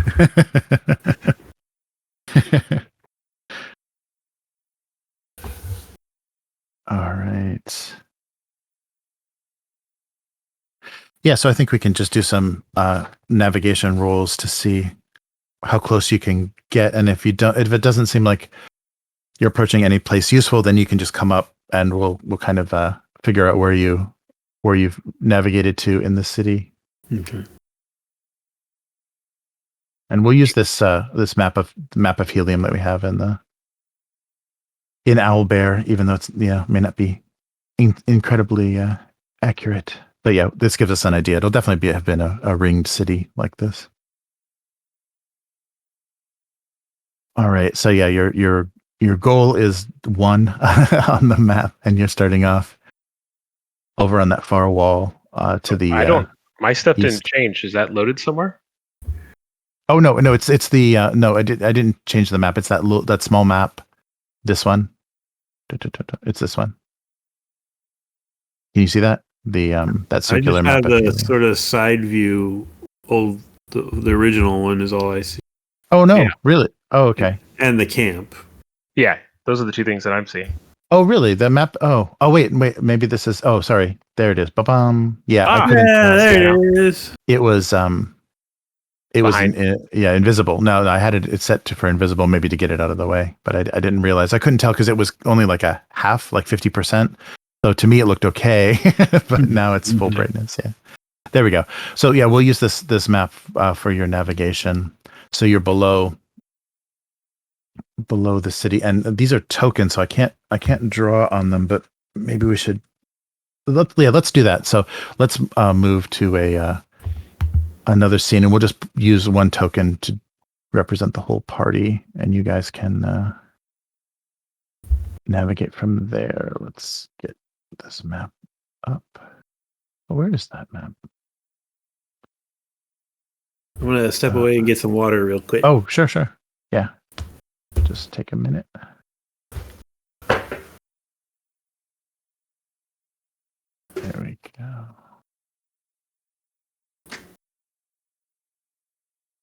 Okay. There it is. Okay, yeah. So that's a map now, so we can draw on it. And so we'll just start you guys. That's pretty small, though, isn't it? Yeah. I think I can scale it.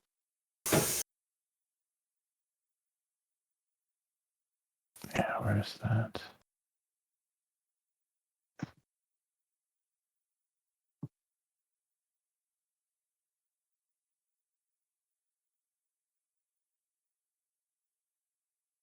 Yeah, there was a way to set the scale. Yeah, it's pretty tiny. We can zoom in though and just make the token even smaller, right? Yeah, let's just do that. That'll work the best. Oh.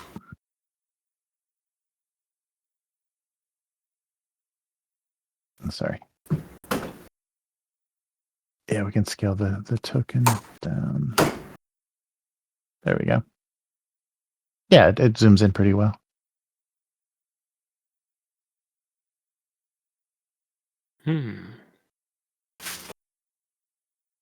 I don't think we're going to make it. Uh-oh.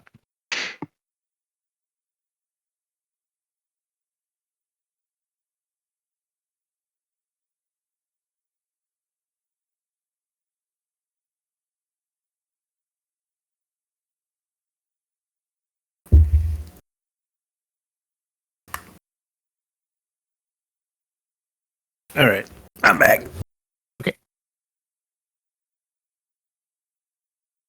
You just have to zoom in a bunch, Matt, to make it look like it's a big map. Yeah, it's a tiny map requiring a lot of zoom. Well, I can see the numbers. That's all we really need to see, right? Yeah, and there's the little token, the yellow circle on it. Where is that? On the right side of the... Oh, okay. Over where... That's kind of where Gotcha. you were at before, right? That's where Kazar, whatever it's called. How come I can't remember that place's name? Kazara, yeah. So Kazar.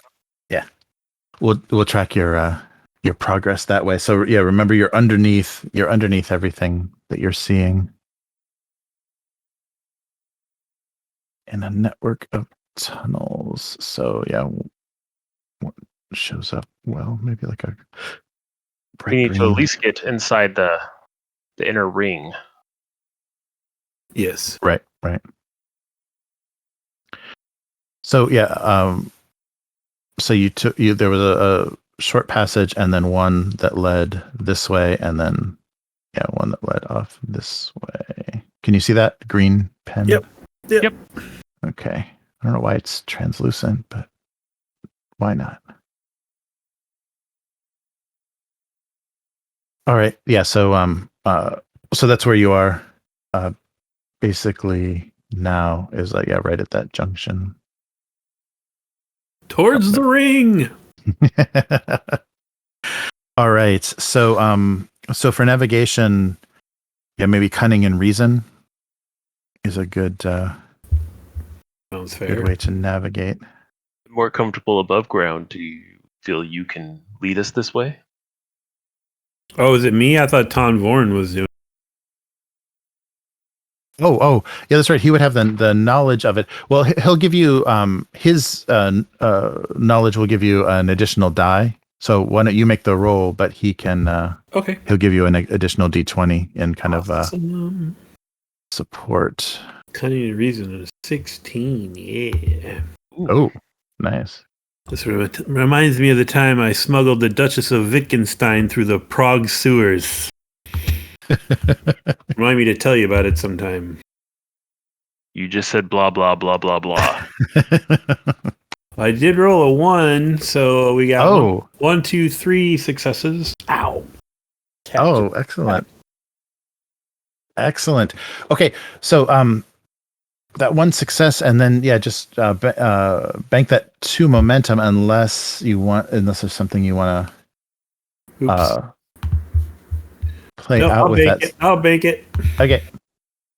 So so you're taking you followed another so that'll get you to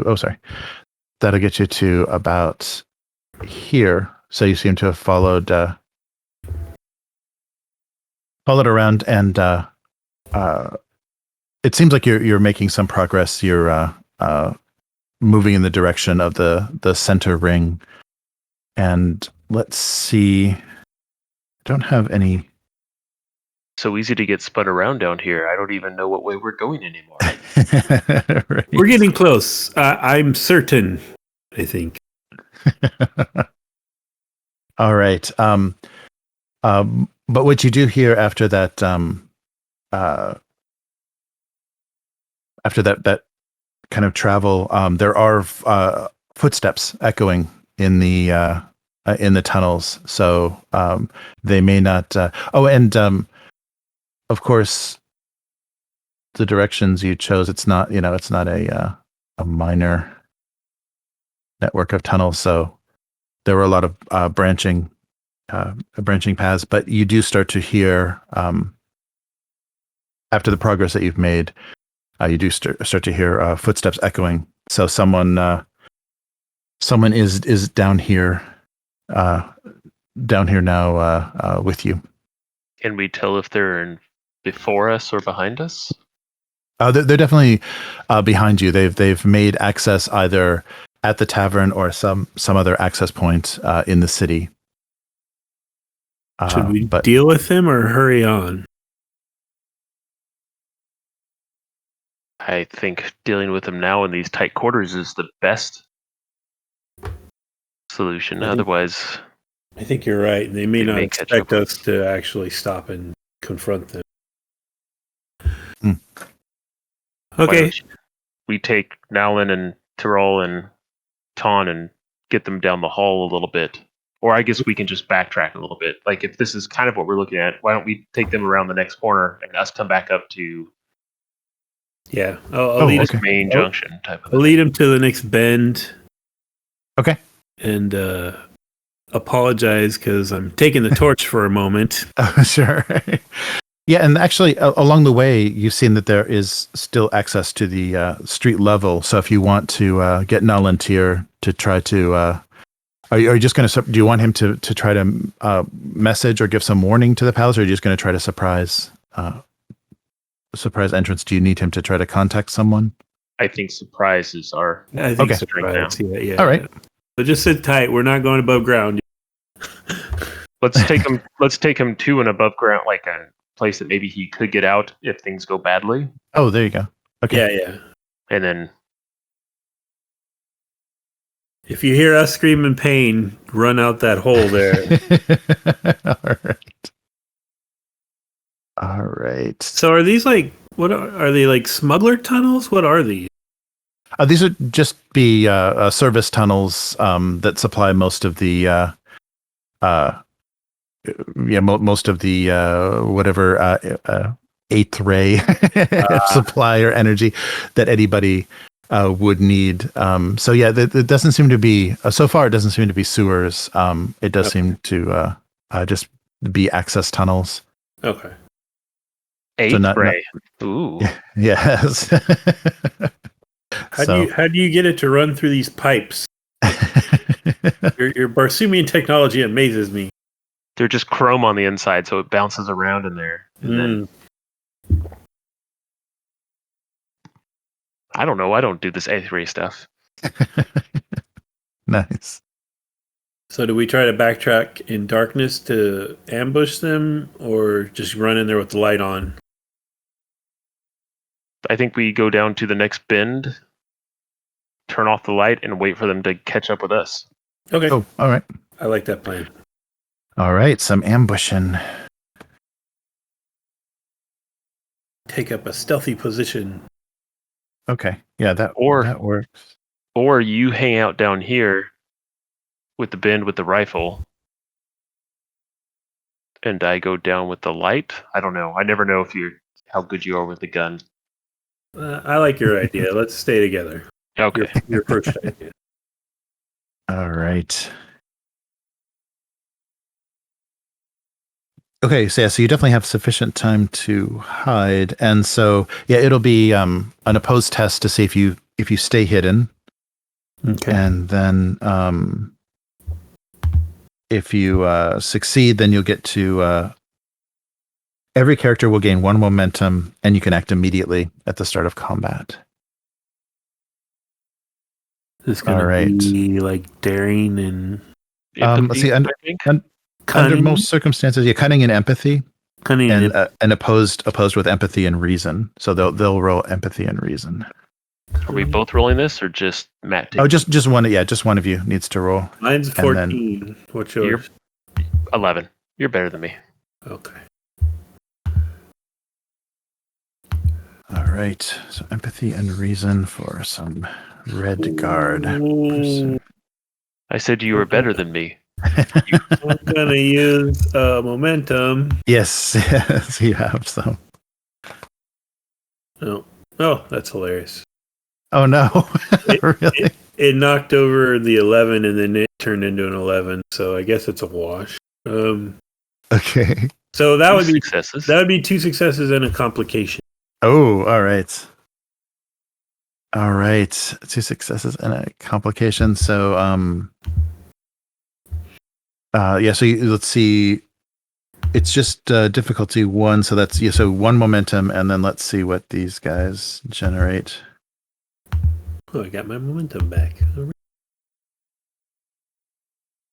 Empathy and reason. Okay. So Red Guard's empathy and reason is only a 9. So. Oh no, they've only. Well, that's 2. No, they did get 2 successes because the lowest one is a 4. Ugh. Yeah. So you're tied. So you guys are winning unless. And then we have a complication, don't we? Actually, I will pay the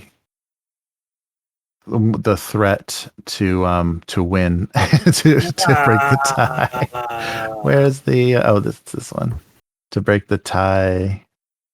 How do I edit this? Oh, there it is. Let's see. Yeah, to break the tie, and then I'll just take the complication as to threat instead of having anything happen to your torch or anything. All right, so you're detected as you are waiting. So we will just directly start combat. So you don't get an action ahead of time, but you do take the first action in the round. And so what you can see, there's some dim light. It's not completely pitch dark because of the access grates above. Mm-hmm. So you see 2 groups. So you've got a search party of 8 Red Guards, but because of the narrowness of the tunnels, they can only it's only in pairs. Like, so they're only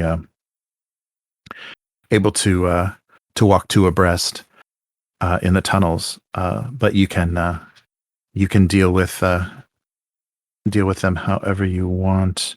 And so, if you would have been waiting, I guess you're going to be confronting them at pretty close range. But you can kind of move, if you want to. So you're in near range for that. And so firearms will work better at far, or if you can, get a little bit of distance. But pistols and swords and everything should be fine. Just no 10 foot long spears. Oh, a spear. Yes. I'm going to fire up the torch because no point in not being lit. Okay, that's good. So you are detected. So immediately light the torch. So now there's not going to be any penalty for darkness. It would have been a little more difficult to hit them in the dim light. So they have. I'm sorry, the front group. Go ahead. Okay. Yeah, they have the drawn swords. The two in the front have drawn swords, and you see some various pistols and swords from the ones behind. I feel bad killing everybody all the time, but I don't know how else we handle this situation. Well, yeah, 12 angry men in a tunnel. What are you going to do? Oh, I know what I'm going to do. Spin a momentum and disappear. That's what I'm doing. Okay. Are you going to take are you going to hand off the torch to one of Za's extra arms? Yeah, give it to one of his hands. Okay. All right. If you've got the momentum to spend, why not? Yeah. That's right. You're already dressed as a Red Guard, so it's not going to be a lot of work. Why is there 13 guards now? There's not. That guy at the very back on the right is me now. Nice. So in the melee, as Za charges in to the group of Martian Red Guards, von Klumpt kind of blends into the group, and it's just a melee of Red Guards. I guess I start, unfortunately, hacking them down. Like I said, I'm starting to feel bad now because I feel like these are actually like officials in the law. But right, yeah. Ooh. Authority. Sorry, we'll just put these guys here. Okay. Go in a little bit more. Okay, yeah, so you guys are confronting them right around the corner there. Okay, so yeah, you clash. Oh, so how are you attacking? What are you going to use? They're armed, right? Yes, yeah, they have swords, and the front pair have swords. I will meet them sword to sword. Okay. Excellent and honorable. Yes. Nice. Okay. I will, and with a roar, like I said, kind of plow into them and try to take them out. I'm assuming this is cunning, and I always use passion when I fight. Right. So cunning and passion. All right. Okay. Oh no. That's a big number. Uh-oh. Oh, and yeah. I should have used luck beforehand. Yeah. I fail horribly. However, though, I don't think I need to successfully do anything to use the cut them down. You automatically defeat one minion as part of your action. Oh, right. So yeah, if you have momentum, yeah. I do that for one with no momentum costs whenever I do anything, and then it takes additional momentum to kill additional guys. So I get one guy every round. Right. Okay. So all right. I don't wade into the group and murdercade all of them, but I do manage to take one guy out, I suppose. Okay. Hopefully it's not you, Matt. Yeah, I'm in the back for a reason. So yeah, and remember, you generate an extra momentum. I didn't succeed though. Oh, okay. So I don't think. Let's see. It says when you generate momentum. Right. So I have to. Oh, okay. Yeah. Okay. That's right. Okay, so but you do take down the first guard that you clashed with goes down, so you're still so it was the patrol was only 8, so you've taken down the first of the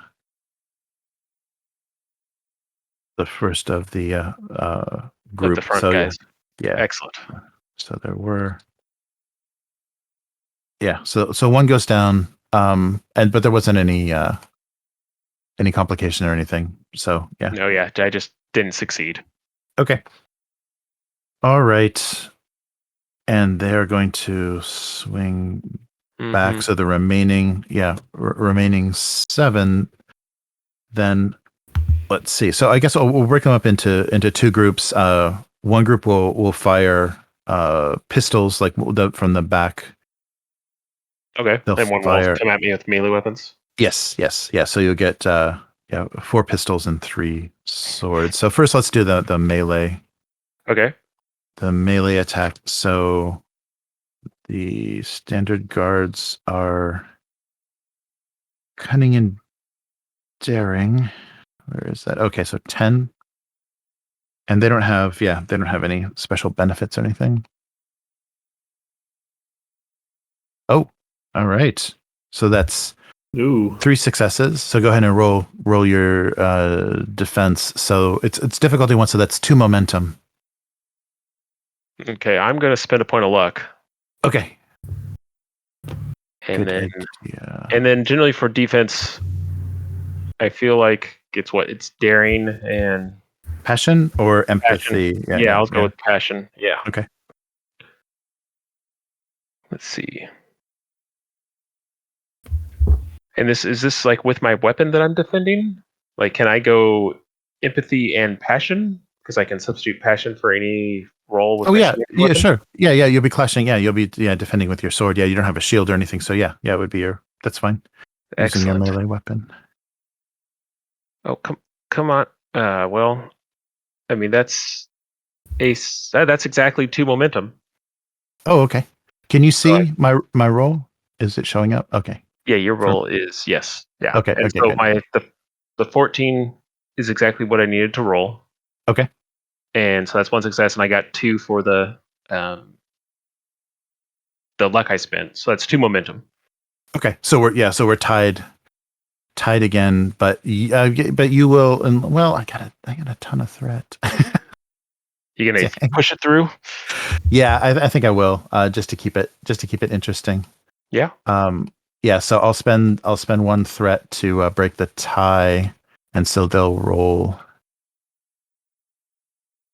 So they'll roll damage. And so they roll like one damage dice for each of them. Is that how it works? Or? Yes, yeah. So there's 3, and so they'll each get a. Swords are sharp, so they get 2, because it's daggers they get 2 dice. Yeah. Okay. So yeah, it'll be 6. Yeah, it'll be 6d6. Yeah. Jeez.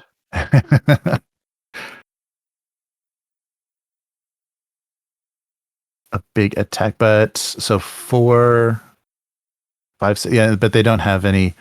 Yeah, it's guns that give you the fear. So it's that's a lot of damage. 6. Though. Yeah, 6 damage. Yeah, 6 damage from the slashing, clashing. Oh, and don't forget that there's the special is an extra point damage, right? So 2, 4, 6. I think I'm taking 8 damage. Oh, does the because they're sharp. That's what it's like. Like the special on them is that's right. An extra point of damage. Yeah. Okay. Yeah, that's right. Yeah, so it'll be 6. The 5 and 6. Yeah, sorry, I'm totally blanking on the. Yeah, because normally the 5 and 6 do an extra have a special effect, and the special effect with swords is the sharp is the extra damage. Okay. +1 wound. Yeah. Wow. Okay. Yeah. So that's 8. 8 damage. Yeah. Right. Yeah. 2. Ow. Oh, okay. Okay. That's exactly what my threshold is. So I have not taken a wound yet, right? Right. Okay. Yes. Now it's time to get shot. Yeah. Right now the volley of the other 4. All right. Do I roll that many dice? Yeah, for swords it's 2, right? Yeah. It's just daggers that it's 1. Okay. Mm-hmm. And you have no fear, so you were able to calm down. All right, and so here comes the volley of pistols. So for ranged, we'll do cunning and reason. 10. Nothing. Okay, so yeah, the pistols, the pistols fire, and you see the tracer, like the radium rounds leaving, but none of them. They just strike the walls of the tunnels around you. It's like a tight area. We're all swinging swords at each other. They're probably trying not to kill their companions. It makes sense. Right. Yes. They're too worried about friendly fire. And at least one of those was Matt pretending, so he purposed that. Right. Yes. Yep. So he started the inaccurate volley. Whenever the next round starts, I'm reappearing in the back. Okay. Nice. All right. Yeah, so that's it. That was that's all of the 7 remaining. Red Guard, because you took down the front. The guy in the front. So yeah, so next round, top of the next round. So who wants to go first? I'll go. Yeah. Okay. Suddenly I'm lackey number 12 at the back. Spin my momentum. And all right. I'm just gonna start cutting into them with my sword. Okay. And I'm going to spend a luck on that. Right.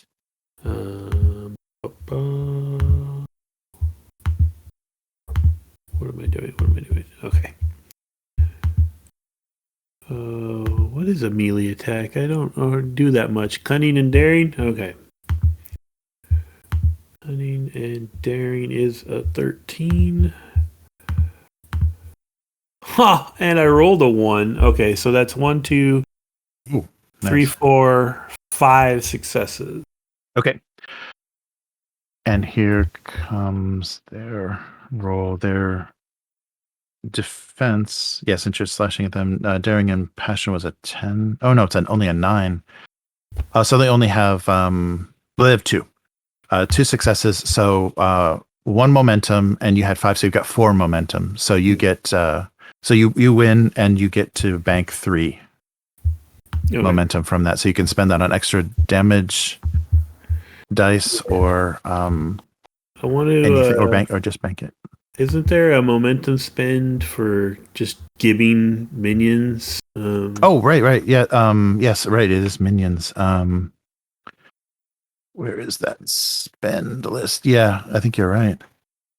Yeah, similar to the mow 'em down. You can increase attack scope spends of dispatch. success? Yes. No. Yep. Dispatch a minion. So 1 point dispatches 1 additional minion. Okay, so then I'd like to roll damage on 1 and just auto kill 3 of them if I can. Okay.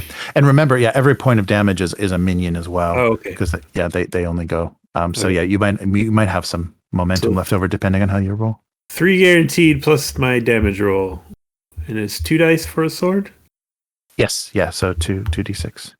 So I got a 5 and a 3. That's 2 Okay. damage. So 5 is 2 damage. So yeah, that's 2 of the our pistol, and then you're going to spend the other 3 momentum to take out more of them. Right. So there's only 4 total. So you can take out. So 2 momentum takes out the rest of the pistol, but you can also take out one of the another one of the swordsmen. Oh yeah, definitely. I'm going to push forward. Try to. Okay. I heard Zaw make a little murmur of pain. So you know. Right. Okay. So you got 1 more. Yeah. So you'll take down 1 more of this. So there's only 2. There's only 2 left. Cool. Only 2 sword wielding left. So, Za, what would you? I'm dispatching them. Hopefully, okay, right now. All right. Ooh, I'm not rolling well, but I'm pretty sure I got it. So that's 1. Ooh, an 11 is 1 success. Oh, okay. No momentum. And they'll roll. You got enough of a power nap. I did that. I slept not quite enough, so I'm more groggy now than when I started. Right. Yeah. Right. So they've got 2. They've got 2 successes. So 1 success, 1 momentum. So you tied again. But I'm not going to break. I'm not going to break this tie. I'm going to keep. I didn't get any momentum, so they beat me. Oh, no momentum. Oh, okay. Yeah. Okay. But I do take 1 down automatically. Right. Automatically. Yes, that's right. Okay. So another one goes down, but there's still a single. The last one and make him fall over or something. All right. Oh, so does revealing yourself generate any other advantage in the Master of Disguise? It's just you reveal.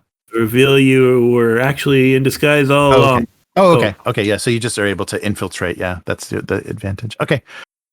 All right. So but I generated a momentum, so I think I'll make that into a threat because they're minions. So I get 1. All right. You should just point over his shoulder, and when he looks back and sees all his dead comrades, he'll right. Do a little math here and figure out he should not screw around. Yeah, that's right. There's no retreat. Yeah, there's no morale rolls or anything. All right, so but he's cornered, right? He's between the 2 of you, so he's blocked off from any sort of escape. So, can I use my witty repartee to? Oh, sure. Yeah, if you want to do, if you want to, before he does anything rash. Sure. Yeah, if you want to make something that might cause confusion or fear. Yeah. I mostly want to intimidate him into surrendering. Okay.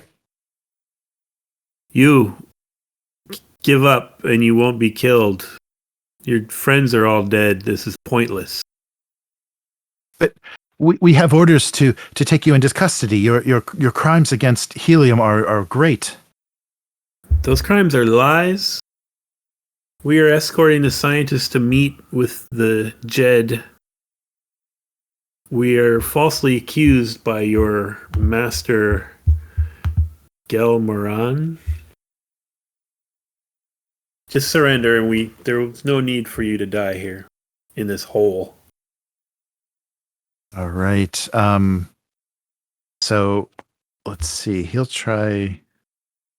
What would he defend himself with? Probably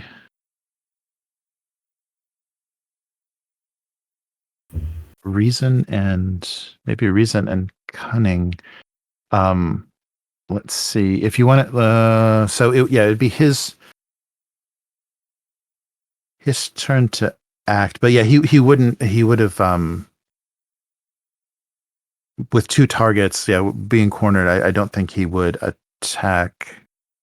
So why don't we go ahead and do a contested roll then? So he'll do a cunning and reason, and why don't you try to do something intimidating, something with might or empathy, whichever sounds more. If you're trying to reason with him, so I'm trying to make him do the math here and realize that there's no way he can get out of this alive unless he surrenders. Yeah, so cunning and reason maybe is a good. Awesome. Is good, and he'll just do. That's a 16. Oh my gosh. Well, empathy. He'll do. Let's see what's the lowest stat. Okay, well I made it on the lowest stat, so it's 2 successes, but there is a complication again because. Oh no! Yeah. All right. The 2 successes. So he has 3. He has 3 successes. Oh no! And a complication. Yeah. So he's able to resist what you're saying, and and I think. Oh, sorry. So the complication is that he begins shouting down the hallway or the tunnel. He shouts down the tunnel. So he needs to follow his orders, but he knows physically he's not going to be able to overcome you. So he starts shouting down the tunnels for assistance. I found them.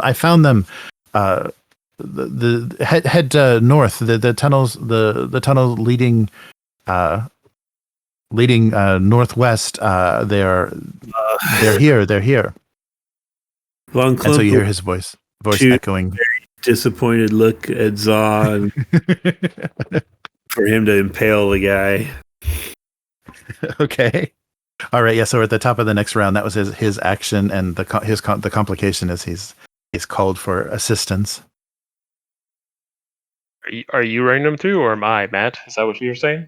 I'm looking at you like I tried, and then I'm nice. expecting you to just kill him, but I can if you don't want to.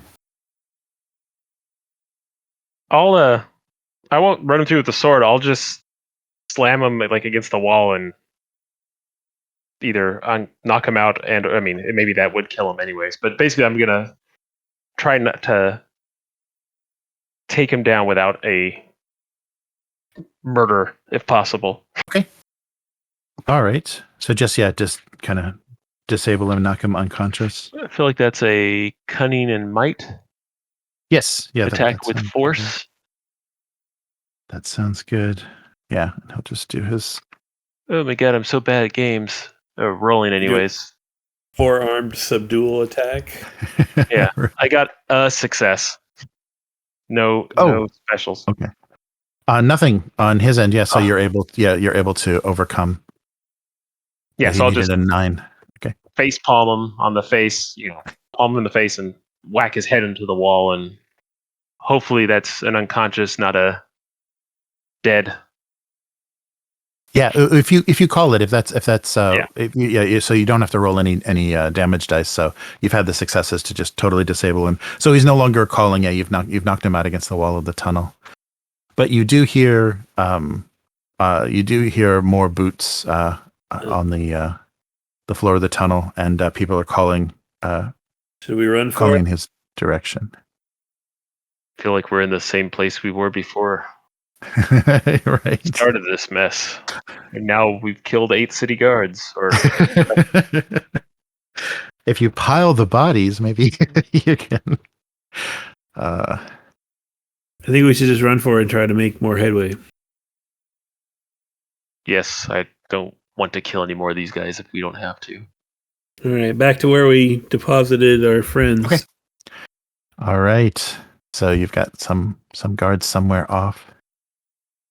Okay, and so they're eagerly awaiting your return, and so we should continue on. I feel we're getting near the inner city walls. So let's hope we can navigate correctly through these tunnels and get us as close to the palace as possible. So Tan Vorn gives you his navigation, his best guess at navigation. And do you want to roll for Yep, here we go. next leg? Ooh, that is 3 successes. No, 4 successes. Oh, nice. Okay. Mm. Very good. Okay, so yeah, you just needed the one to stay ahead. So go ahead and bank that momentum. That'll be useful. All right. So where are we going here? So we'll just continue. You know what? What's that? Can I spend a luck for to affect the scene and like dislodge a pipe or something, so the way behind us starts to flood? Oh, interesting. Raise. Yeah, Raise. Right. actual water pipe or something. Sure. Yeah. Luck can definitely. So you're able to, and especially with the with Zaw's great strength, you are able to locate using your torch. You're able to locate a section of the tunnel that looks like it's had some. It's been fractured from some stress or something. So you can actually pull that down and block the way behind you. Yeah, if you want. All right. Yes, we'll do that. Excellent. Yeah. That works well. Yeah. So yes. So spend that luck, and then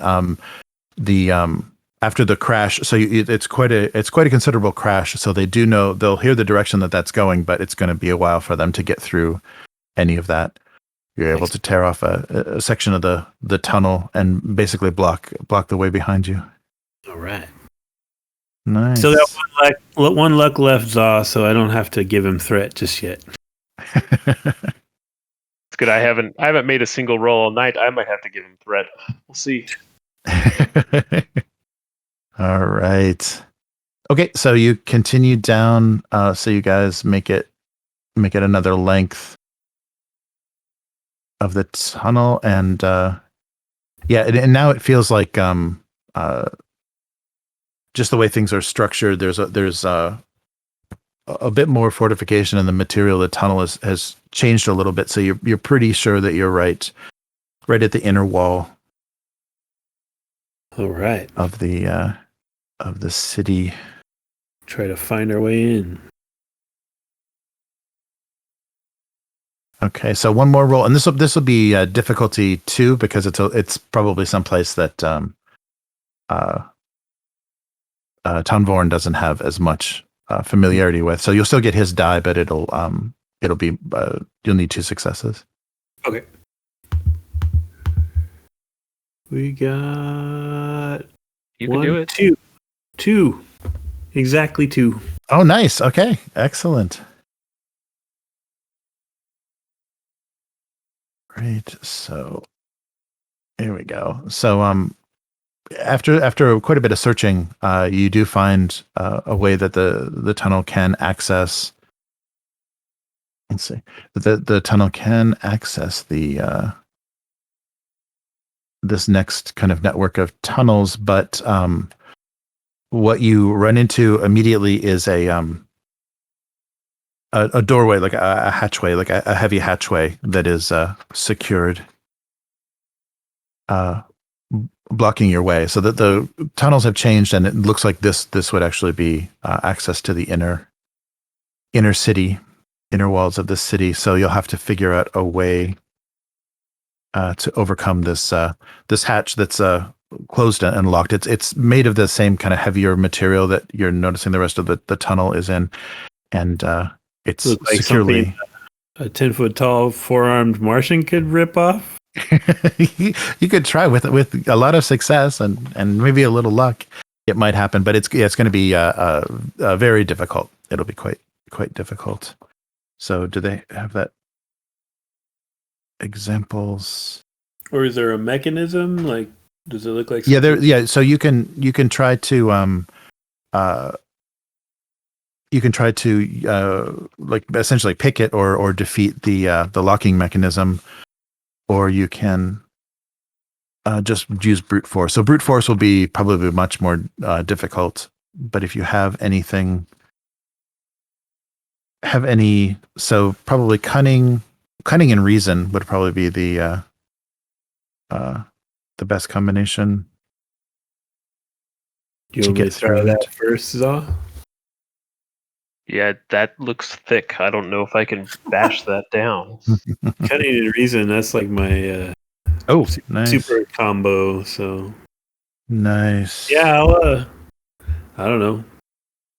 Go at it with a dagger or something and see if I can figure it out. Right, yeah. If you just take take the tip of your dagger, or that would probably be the best thing to give it a shot. So the difficulty for breaking it down would be 4. So the difficulty for just picking it will do 2 successes. You should be able to make some movement. I got 16, so this should work, I think. Yeah, 1, 2, 3. Oh, nice. All right. You're pulling us through this thing. All right. So you defeat the locked door, but you do notice as you push it open, you've set off some sort of mechanism. So there's some very, very solid click, and you don't hear any alarm or anything auditory, but it does seem very distinctly that now someone knows this door is open.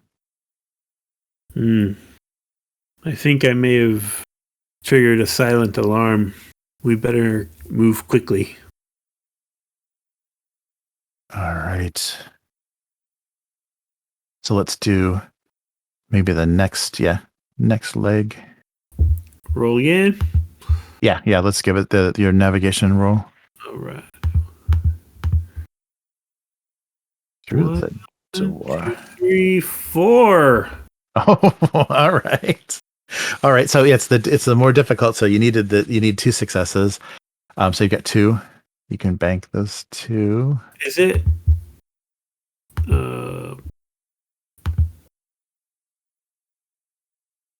Can I use it to increase the scope of success and like get farther? Oh, sure. Let's see. Create opportunity. Obstacle. Attain information. Improve the quality of the success. Yeah. So more useful. Yeah. Or scope. All right. Meaning so wider effect. Yeah. Both of those seem to. Spend a couple on that then. Okay. All right. So if you spend 2 momentum after those 2 successes, we'll get you right to what looks like another like very secure hatchway, but it seems to be as close to the palace as you're going to be able to get through these tunnels. Okay. So you guys, you've made it. You've made it yet another length, but are confronted by another door. Similar. Want to back up and climb out, or see if this takes us into the base of the palace? I kind of want to see if it takes us in, because I know there's guards up top. Right. Mm-hmm. All right, I'm going to try to pick this one. Okay. They already know we're coming, I guess, so.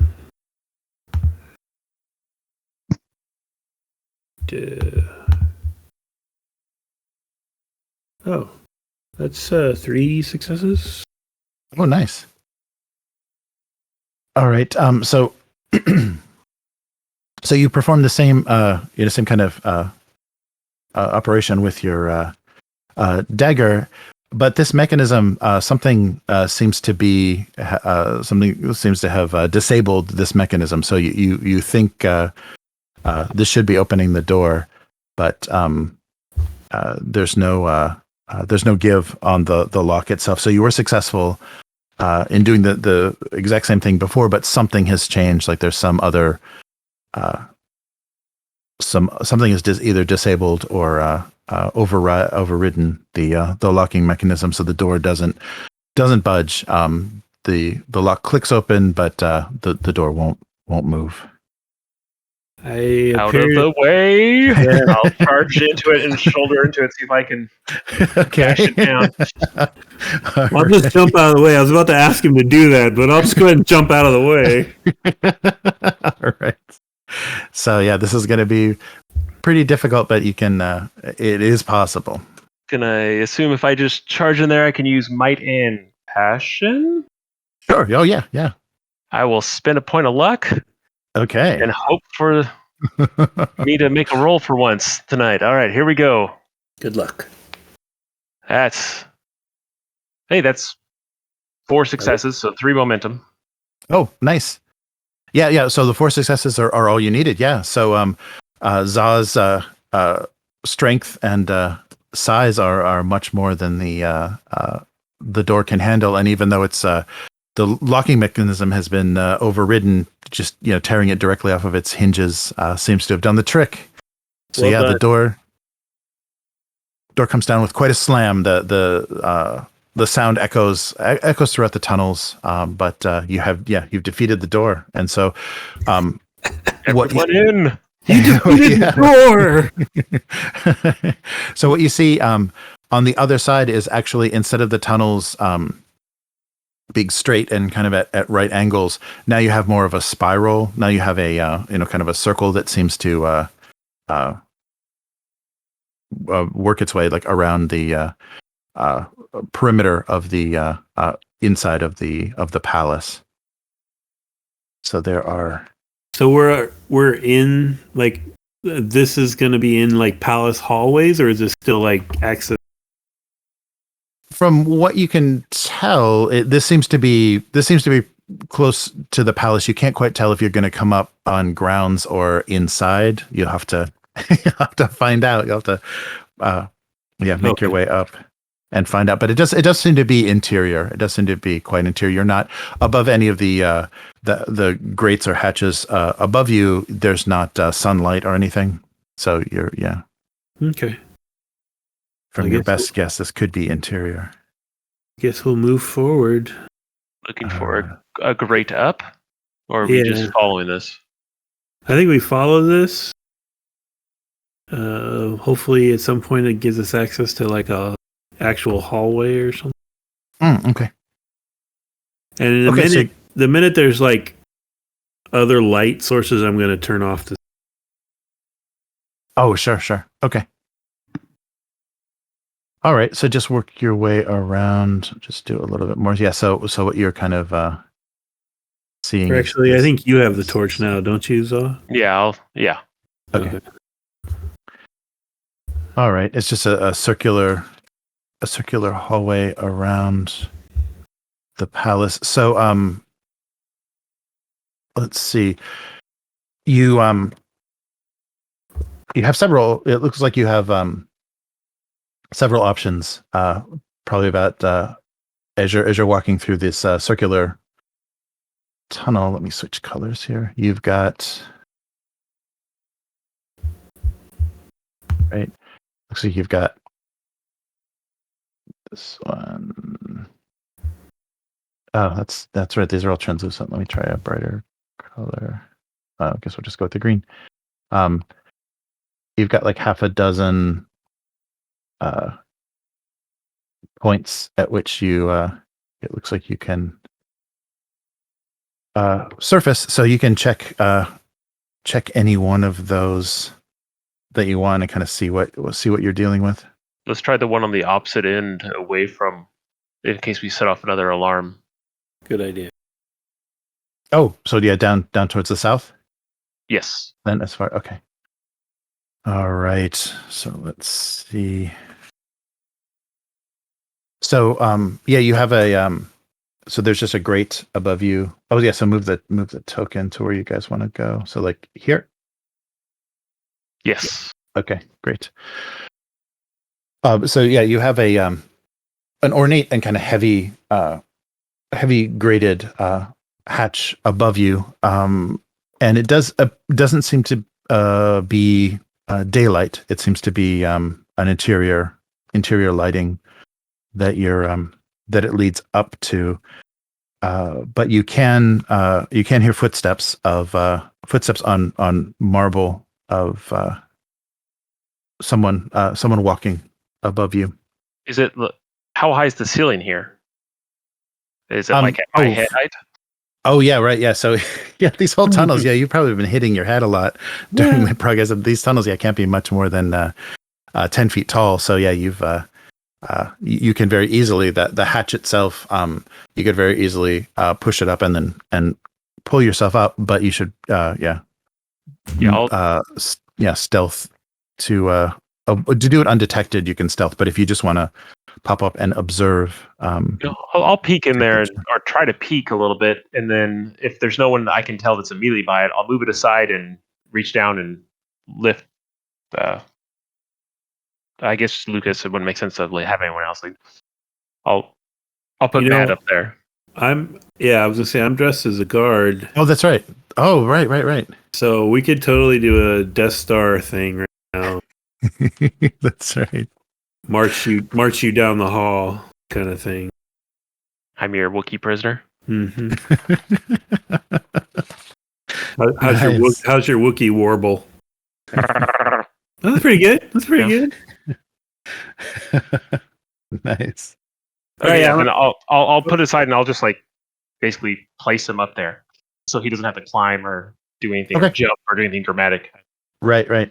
Okay, so you let's do a roll for just moving the grade and make sure that everything, just in case there's a complication. So just a one difficulty. Maybe daring and empathy then. Yeah, daring and empathy. Oh, that's perfect. Yeah, daring and empathy. Okay. I can do this, I swear. I finally got successes. All right. That is 4 successes. Well done. Oh, nice. All right. Yes, you only needed the 1, so yeah, bank those 3 momentum unless there's I have momentum. Delicious. If there's anything you want to do. Yeah, so you're able to and if you want to spend a momentum, Lukas, you can basically blend in. You're dressed as a guard, so you can basically leave the scene and join the patrol of the palace. I will palace do halls. that. Well, okay. Do I need to spend the 1 to start it and 1 to come back? Yes. Yeah. Let's do it that way. Okay. No problem. I had enough of that. Oh, good. All right. Yeah. So Lukas disappears above the grate, and with the conditioned march of a Red Guard palace. I'll reach down and haul. I'll climb up and then reach down and haul out everybody. Oh, okay. Assuming there's not someone right there. I'll stand around my best guard pose, looking like there's nothing to see here. Right. Yeah, there isn't anybody immediately. Yeah, you're able to quietly leave, and the timing was good. So there were no footsteps, and you're able to crawl out of the grate and assist everybody up. Are we still in the exterior, or are we inside the building? It appears to be interior. It may be like an outer hall that kind of circumnavigates or kind of surrounds the palace. But you're in a hallway inside the building itself. Nalan Tir, you've visited this palace before, correct? Yes. So what I'd like you to do is walk behind me and just sort of subtly tell me which way to go, and so that we can get to where you think he will be. Of course. So I would recommend within the palace there are the offices of the science ministry. May be the safest bet. I will look the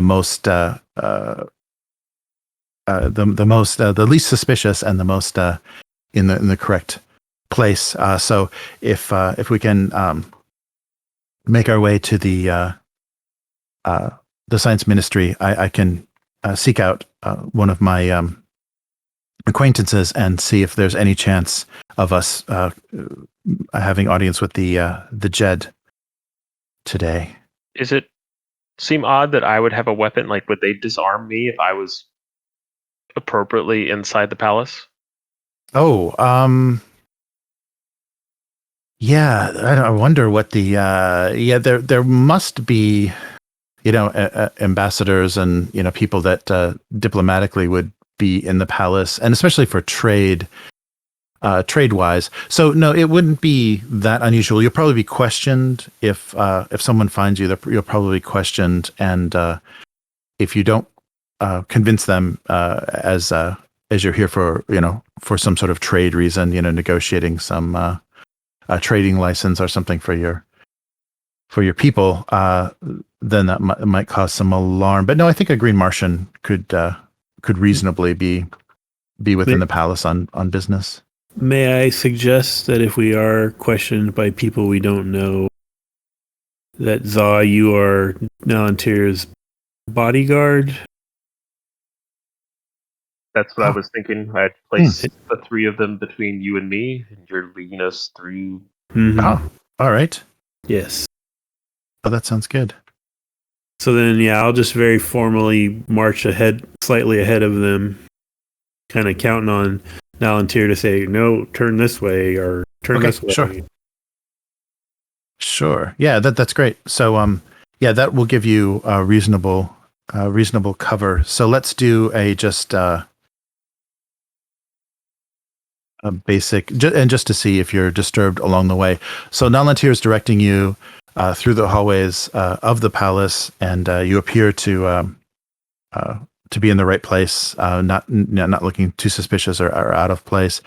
But let's do a roll for marching casually. Yeah. So roll casual, and so maybe daring and empathy, or maybe empathy and passion, which I don't know. Some interest, daring, probably, because that's risk and movement. Oh, right. Yeah. Okay, that's good.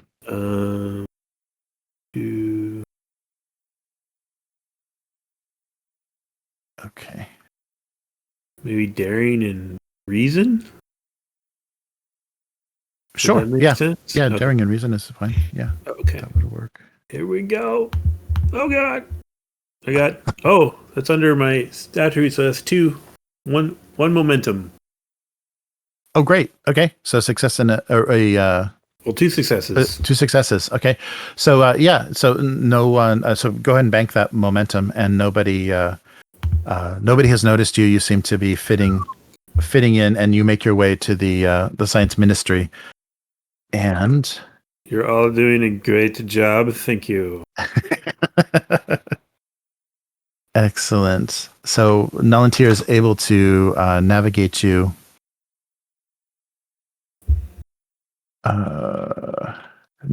to the offices inside the palace of Zir Korval, the Minister of Science for Lesser Helium. Oh, where's my bold? Okay. To his offices, and is able to you convincingly make your way to the office, and there's of course guards stationed outside the doors of every entryway, but you make it past without any trouble, and Nalan Tir requests some time to speak with Zir Korval about some research that he needs to urgently present to the Jed. So he's allowed in. They ask that you remain in this little ante-chamber to wait, and you hear his voice and the voice of someone else having a discussion through the to the office door, but you don't hear a lot of details about what is being said. This went better than I expected. I hope we can trust this person. Yes. All right. So let me. You think I should go outside and guard the guards? You may have to talk with them in ways that you aren't comfortable, but That's true. Right. I don't know how to make small talk on Barsoom. we talk a lot about the sand. Yeah. Hot enough for you? You're getting it. All right. So let's see here. Okay, so the discussion continues on quite a long time. So you're starting to get a little bit nervous that maybe Nalan Tir is not being as convincing as. Can we hear him, or as you can hear that you can kind of hear the general tone of what they're discussing, and it started to get a little bit more. The voices are getting raised a little bit more. It's starting to sound a little bit more passionate about what they're discussing, but you don't hear any details. You could let's see. Yeah, there's probably no way with the kind of secretaries and things that would be located out of these offices. You couldn't make your way any closer to the door. You'd have to just kind of be waiting in this chamber. We'll think positive thoughts. Always. So this goes on for a bit. Let me just take a look real quick.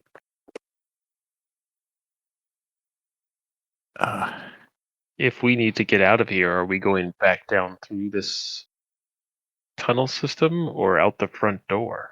I was going to say out the window.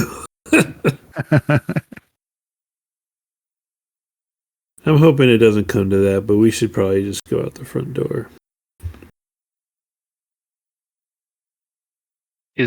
Are there windows in the area that we're in? Like, can we see outside? Oh, sure. Yeah, because if you head back to the that kind of circular outer hallway, there were windows all along that way. So you just have to make your way there, and then from those windows you could easily access the palace grounds. If you didn't want to try to make it all the way back to the hatch, because it was quite a ways into the interior of the palace. So just accessing that hall, that outer hall, would be much easier than finding exactly where you came up. But there would be various hatches along the way if you wanted to try to open one of those. All right. Let's see.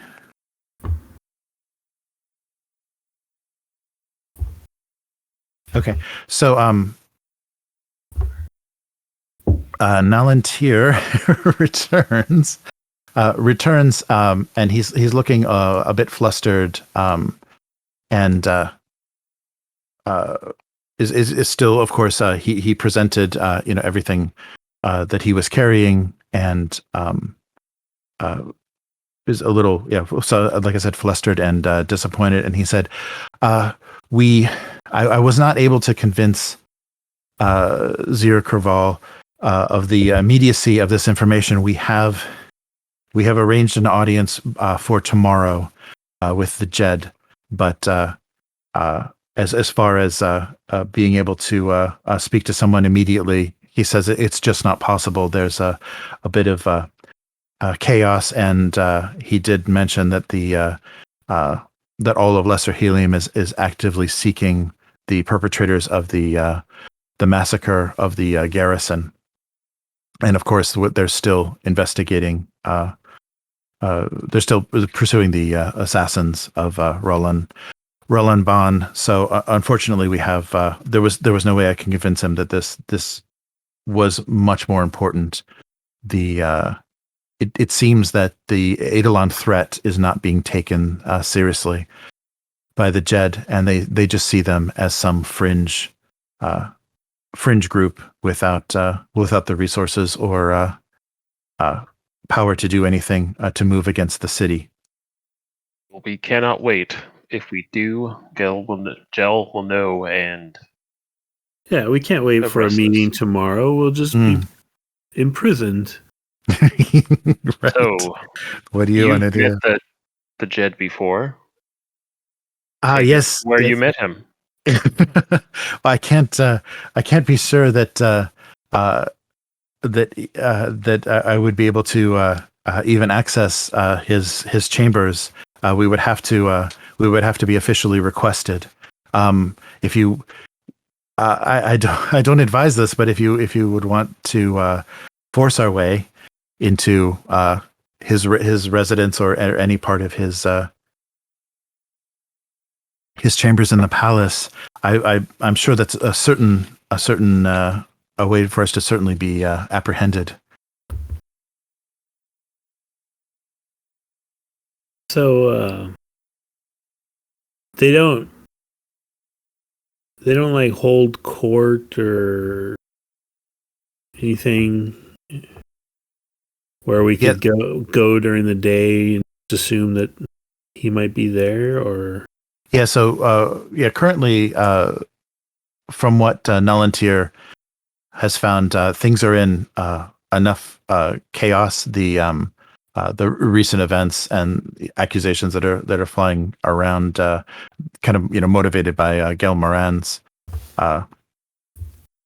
information, is creating chaos in the palace. So there probably wouldn't be, without being pretty forceful, there probably isn't any way to work your way. Let's see. Wait. Wait. Okay. Sorry, wait a minute here. I just looked at a paragraph that just applies directly to what we're doing. That was really bizarre.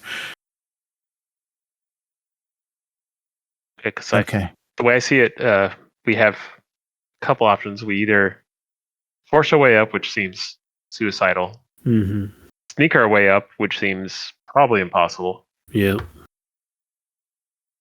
Sneak back out, and then try to sneak back here to a meeting, which seems ridiculous, but maybe possible. That's literally just rolling 120 away from court. Okay. Or we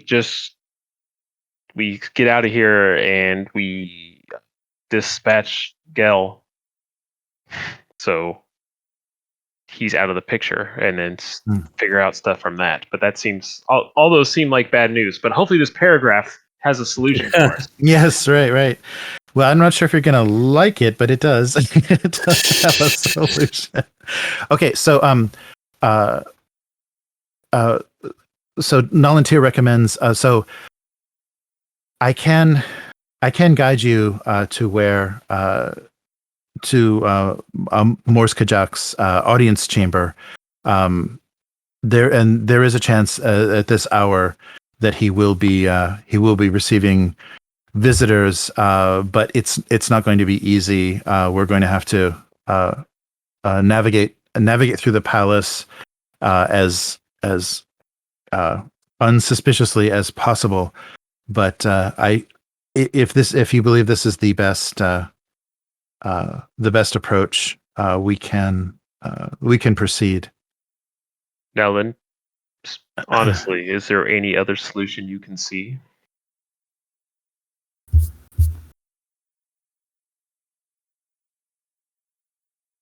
No, there isn't. I think we do this. It's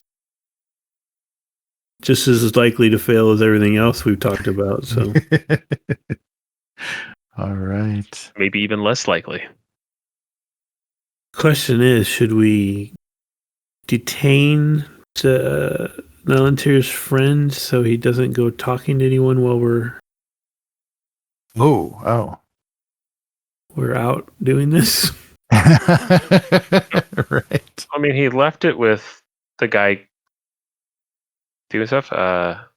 Or should we just tell Nalan Tir to tell him we'll meet tomorrow or something? I think that's the solution we want. Okay. Play that way. Okay. All right, Nalan Tir, play like we're gonna make that meeting, and we're gonna. All right. Okay. So Nalan Tir nods and he returns to the office to confirm their meeting for tomorrow. Their audience for tomorrow to present this research. So Zirkoval, you hear as the door is open. So you hear, I'm glad you see reason, my friend. These are very turbulent times. So I wouldn't want you to get caught up in any of this. So I will look forward to your presentation at court tomorrow. All right. And then go. All right. So to navigate through the palace and to actually make it to the audience chamber. Yeah, we're resuming our formal marching order of right. Looking like I'm escorting them. All right.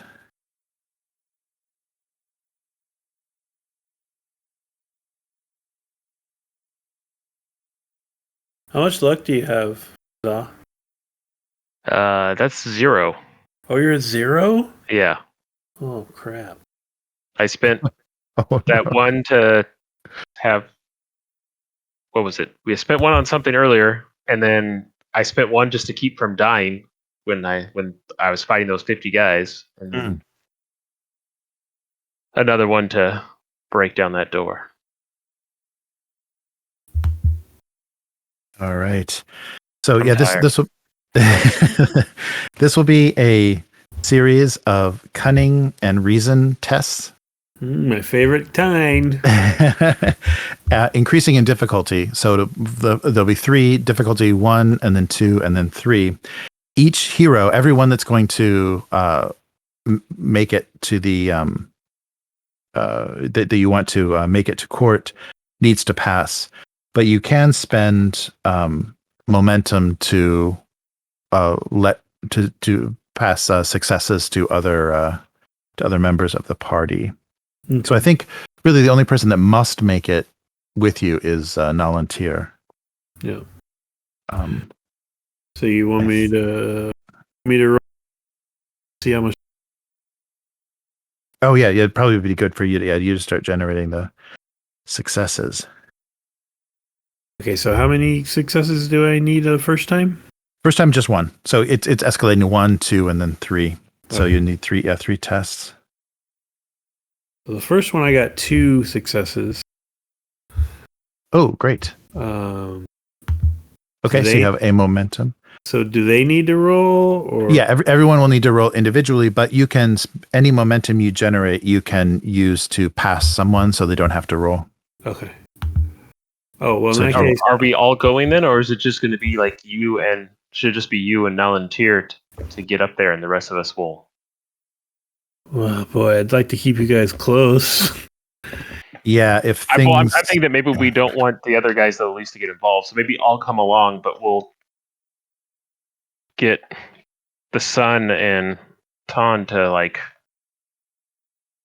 just head out so that they don't get caught up in all this. Because if things go bad, Right. So you want them to go back to the tavern? yeah, or lay low somewhere else. Okay. Okay, yeah, we'll trust Tan to figure out where that laying low will take place. All right. Yeah. So Tan will escort Tirol out. So just leaving the 3 of you. So they'll head out of the palace, and most likely Tan recommends just rendezvousing if the coast is clear. If there's no further activity at the tavern, maybe to meet there. Okay. All right. All right, then I'll make this cunning and reason roll, you say? Yes. Good luck. I got Just some one momentum success so if you far. screw it up. Oh, that's what I need to see. That's a 1. Right. Yeah. Yeah. Oh, nice. Okay. So I got my success and a momentum. Woo, great. Okay, so Nalan Tir's pretty good. What was it? Cunning and reason? Mm-hmm. Yeah. He's got a 13, so he may That's pretty good. just have him roll for himself, and you can keep that momentum. All right. All right. So here's his roll. No. He needed a 13. Come on. Can I give him one of my momentum? Oh, sure. Oh, wait. Let me make sure he doesn't have a skill that would actually give him an additional die. Skilled neuroscientist. I don't think he's going to do it. Starts performing surgery. Yeah. Right. Yeah, it's not really.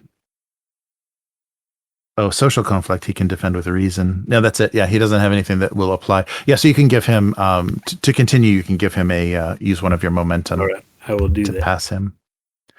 All right. Well, I thought he'd do better than that. Okay, so now we're at the level 2 difficulty. So you're making your way All right. through the palace, and Nalan Tir knows the way, but you keep being confronted to identify yourselves at every step of the way. And it seems the first time you're confronted, Von Klumpt's disguise is holding, and Nalan Tir, they know because of his recent kidnapping that of course he would hire a bodyguard. So having a green Martian, Yeah, of course. security wouldn't be that unusual. Awesome. I rolled excitedly and failed. So Oh, I'm going to need okay. you to spend momentum on me, Matt. Hopefully you make it. Oh my god. Okay. Okay. Okay, so that is 1, 2, 3 successes. Well, hey. Nice. So okay, that's so you need momentum. 2. You need two Momentum. to pass this, and then a momentum to bring people with you. Okay, so we want to see what Nalan Tir rolls before we. Yes. Yeah. So he's got so 13. Come on, buddy. Oh my god. They both looked like they were going to pass. He's at 13, so he fails. You got the momentum, Matt? Do you want me to spin a point? I have 1 momentum, so I will lend you another one. Oh, okay. All if right. that's okay. Yes, of course. Yeah, you can share that, that'll especially cover because you're you doing this too. together as a group. Okay, cool. I got to roll really low on this next one. Yeah. It's a little shaky, but we get through. No, really, I'm a bodyguard, I swear. Mm-hmm. All right. Yeah. So we passed. So we got everyone through with momentum for the second. Yeah. Okay. So now it's the third. Yeah, this is going to be rough. Do you have luck? I do. I have 1 point. Do you think I should use it here? You I still feel like this is it. if you're able to be in the presence of the Jed, you're going to have to make a very difficult passion and empathy to discuss and to get anything across. You know what? No, I'm not going to use the luck yet. I might end up giving him some threat though, so don't be mad. Oh, that's right. Ooh. All right. So what are we doing? 3 successes? Yes, difficulty 3. On low number. Oh no! Complication. I'm gonna give you a threat. Okay. And roll again. Well, we were doing reason and empathy. Is that what we were doing? No, cunning. Yeah, that was sorry. That cunning and reason. Yeah, passion and empathy was the talking to the Jed. Okay, so that's 3 failures and a complication. And you gave me a threat on that one? Yeah. Okay. It's so close. So close. All right. Well, I got a blank also. Oh, maybe now Tir can roll 2 1s.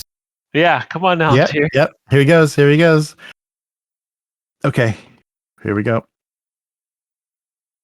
Oh, this guy. He's got 1 success. Well, Yeah. this is an utter failure.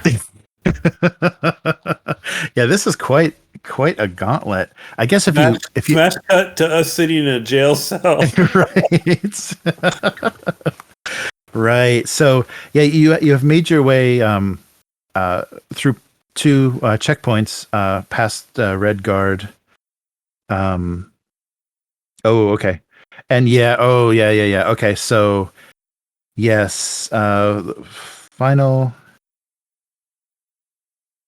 Okay. So yeah, and you are literally right outside the audience chamber for Nalan Tir and with Nalan Tir, and the guards aren't convinced. They look a little suspiciously at von Klumpt, and at the same time start to put together the pair that are under suspicion of crimes against helium, and you seem to fit. You seem to come close to fitting the bill. So yes, I think. Oh, this might. I think this is where you use your forearms to smash their two heads together. Yeah, unfortunately, with this series of tests, they immediately on their suspicion, they summon four more guards. So there's six altogether, barring your way to the entrance chamber.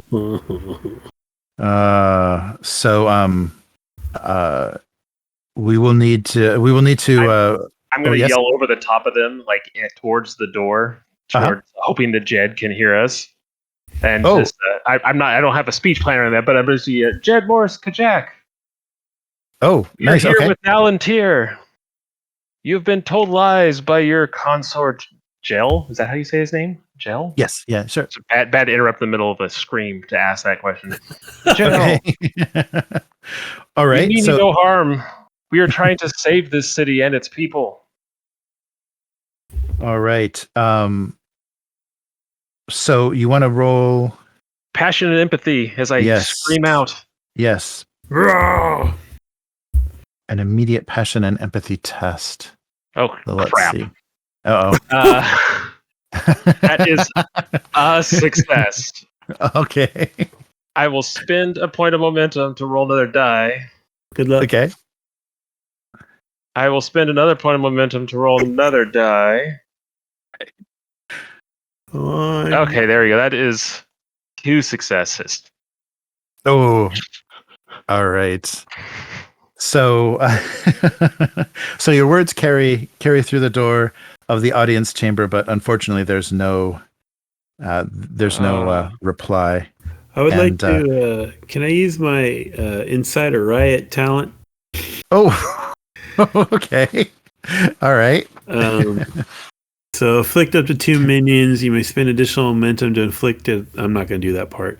But basically, minions turn on their leaders for the next action, or failing that, lose their next action quarreling.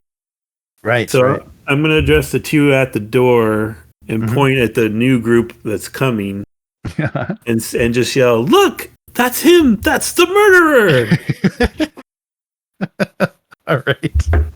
All right. So you'll be able to confuse the 2 original guards at the door. Right, and I'm hoping that that will maybe Zalgorang can just hustle him through the door or something. All right. Yeah, you're still gonna. Okay. So never give up, never surrender. Nope. Yes. We're getting in. We're getting in. We're like desperate autograph seekers at a Led Zeppelin concert.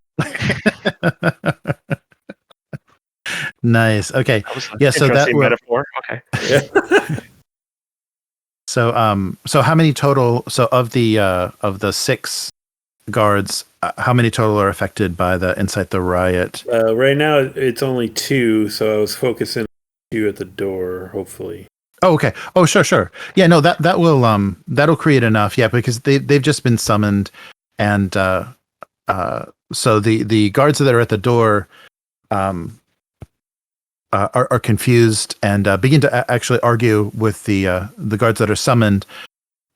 saying that these could be the suspected criminals in our midst, and the guards are not the new guards are not convinced. They're not reacting well. There's a bit of confusion about which of you between von Klumpt and the guards that approach, which of you is which, but they suspected that someone dressed like a red palace guard was. I'm gonna point out like one of them that has like a distinctive facial feature, like a scar or a mole or something, Okay. and be like, see, that's what they said. He would have that mole. Nice. All right. So if you want to make entrance, I think we'll need the Za's strength to get us through that door. So it's not locked or anything, but we'll need kind of a daring and might to burst into the audience chamber. I can totally do that. Lower my as soon as I do, just shoulder past them right into that door. Okay. Here we go. Oh, that was 2 3s for a hot second, but it is a 3, so that's 2 successes. Oh, all right. All right. Yeah, that gets you. Yeah, that easily gets you through the door. So you burst. You burst open the door. 4 Jed arms. Kajak. 2 on each door, and you do see the Jed is in fact seated at his throne at the head of the audience chamber, and is quite startled. And of course, all of the guards immediately draw swords. He's very well protected. I'll step to the side and kneel down respectfully, like on one knee, and put my hands up. Like I'm not here threatening. I just wanted to get in, trying to diffuse. Okay. Yeah, and the fact that you didn't have to attack the guards to get in is going to help you a lot in this conversation. That's good. You didn't do it was social attacks, not physical. All right. Okay. Yeah. So but you do also see near the near a group of guards standing not too far from the throne, Gell Moran, the advisor that had made the accusations against you, is also in attendance at the audience chamber. I have to challenge him to a duel in a moment here. See how that. Right. Rip his arms off. Wookiee style. You keep thinking I'm a Wookiee. Well, you're like a big four-armed green Wookiee with no fur. Nice. Okay, so all right. Okay, so how do you want to present this to the because you're using Nalan Tir, and the Jed recognizes him and sees that he's not in danger, he's not in distress, and wants to has his arms full of things that he wants to present. It'll lower the difficulty. So just one of you needs to make a passion and empathy D2, because you've had previous dealings with the Jed. Someone in your party has, to convince him of your plea. And at this point, we'll want to decide how you want to present yourselves. If you want to stay in disguise, if you want to reveal who you are, or what. I think I'm going to leave. I'm going to start talking right away. I'm going to leave Lukas out of it. He's our ace in the hole if something bad happens. And I want to just basically try to rapidly and loudly and confidently portray the situation. Basically, you can see that Nalan Tir has not been kidnapped. He is here under his own free will. Mm. The people who assaulted and attempted to kidnap him were protected by and defended by, and I'll point at Gell again, by this man here.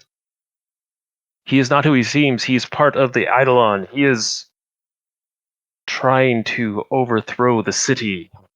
I throw some extra juice on that, I guess. Mm-hmm. All right. And then let's see if I can fail that roll. Empathy and passion, you say? Yes. D2, yeah, difficulty 2. And if I can slip in and close the door with those guards out there, I will. But if it looks if it looks like I need to keep them arguing, I'll stay out there. Oh no, you can make your way in, and definitely close the chamber doors while Za is giving his impassioned speech. I got a 6, which is what my lower stat empathy is, so I got 2 successes. Oh, so whoa! We are solid. All right. Oh, Good job. I would have rolled a 20. Wow. Okay. Excellent. So Mors Kajak, the Jed listens to your impassioned plea and glances over at Gell Moran, who appears to laugh off. Tries to laugh off your story. Gell Moran is my Jed. What this green Martian is telling you is absolutely insane. The Eidolon threat. The Eidolons are just some crazies, some fringe group of the once powerful Holy Thurn that now just skulk around our city walls. There are no more danger to you than one of the prisoners in your dungeon. If you believe them no threat, then listen to this man talk. He can explain to you what they plan to do and the dangers they pose to your city and your Very good, very good. So Nalan Tir begins to speak, and he's presenting exactly what. Let me see here. Exactly what he's explained before about he believes that the Eidolon will be using this data from the archives to create mind control, and they're looking to control intelligent beings and overcome all of Barsoom. All right. Okay. Can I make my way to where Gell is and kind of get behind him? Oh, if you have momentum to spend, I think he's no momentum. Oh, okay, yeah, he's on pretty much high alert. So getting near him, he's very cautious, we'll probably won't let you get near, and he's surrounded by Red Guard, so It will be a bit difficult. Well, then I'll just try to get into emergency leaping distance of him. Okay, sure. All right. Okay, so the Jed listens to this plea, and he does seem to be concerned. He is taking the Eidolon threat much more seriously than Gell Moran is explaining to him, and he's also very concerned about the recent events. So the Jed explains very good. So Nalan Tir, you have been a faithful servant of Helium and have done so much to advance our technology and our understanding of the Martian mind. You come to me at this time of quite difficult upheaval. Let me speak of great upheaval. We've experienced a murder within these very palace walls, and an entire garrison of our best Red Guard were slaughtered the previous night. So these concerns, I'm unfortunately outweigh any immediate thoughts of the Eidolon right now. So what I would ask of you is, in addition, if you could be of even further assistance to Helium and help us discover who in fact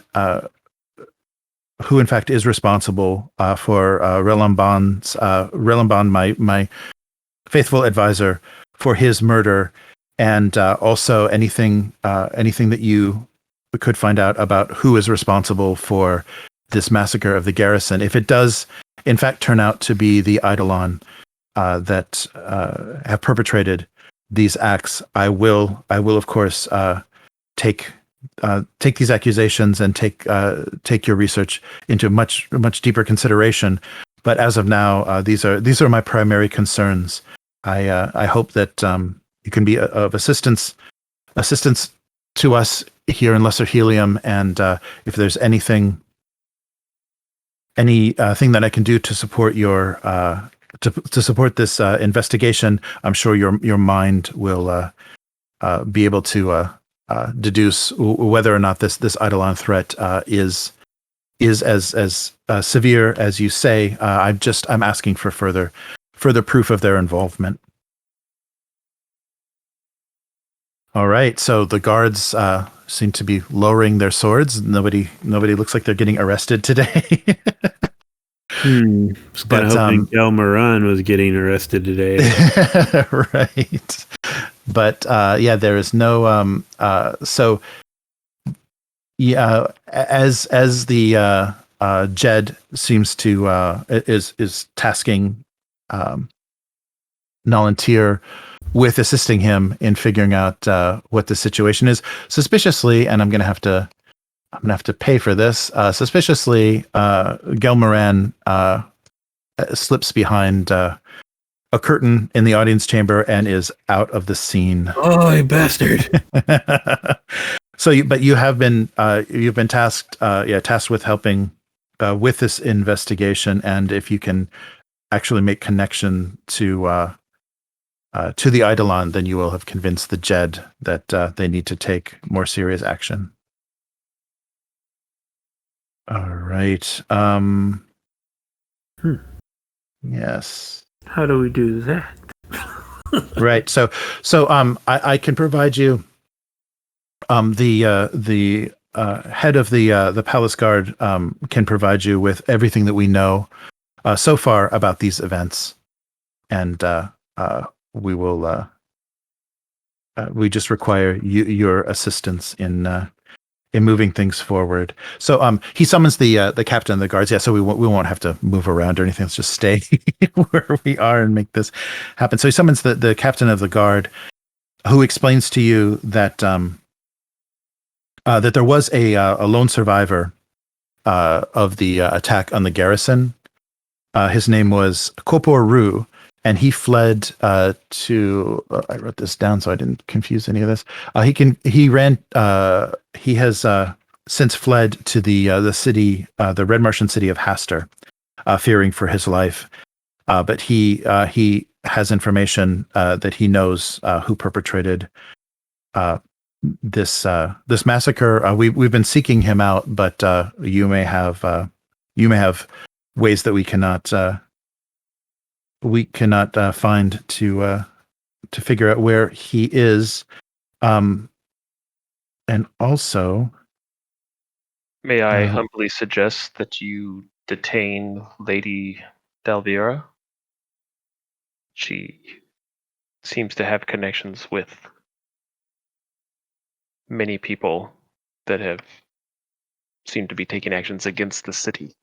I see. Yes. Well, in fact, we have completely lost track of our assuming that she returned back to Lady Dal Vora has left Lesser Helium quite suddenly, and we don't know exactly. Assuming she has returned to the Okar capital in the frozen north, we believe that these recent events, she's fled for her own safety, but unfortunately, yeah, she's no longer within the walls of Lesser Helium. And one more thing. A shield was recovered from the captain of the slaughtered garrison guards. It was notched very distinctively in battle. And if you would like to examine it, it may provide further evidence of who perpetrated this massacre. Yeah, definitely. So, Yes. Let's see. Yeah, I think that's all that the palace guard captain knows. We have also been receiving strange reports, very much like what's happening in Lesser Helium. Strange events and abductions and even assassinations have been happening in many of the major Martian cities. Of course, the talk is this is all connected to the Eidolon, but we've had no direct evidence of this happening. All right. Yeah. So Gell Moran has fled the scene. And you do know that. Yeah. Sorry. Did the Jed stay in the room for this briefing? Yes. Yeah. He's been in audience the whole time listening to. Okay. When it seems like the captain of the guard is kind of wrapped up, I'm going to Earthman jump over to the Jed. Oh, okay. So, your disguise is Red Martian now, so that'll completely reveal you. Are you sure? Yeah. Yeah. No, that's fine. Okay. Okay. Cool. And just sort of curtly bow. I'm not going to give him a full bow because I have this issue with authority. Okay. It's my flaw, but. Oh, right. Okay. Noble Jed, I am of Barsoom, I believe you call it. Yes, that's it. Good job. Thank you. What we've told you today is the truth, but if you require this to be done for further proof, we will do it.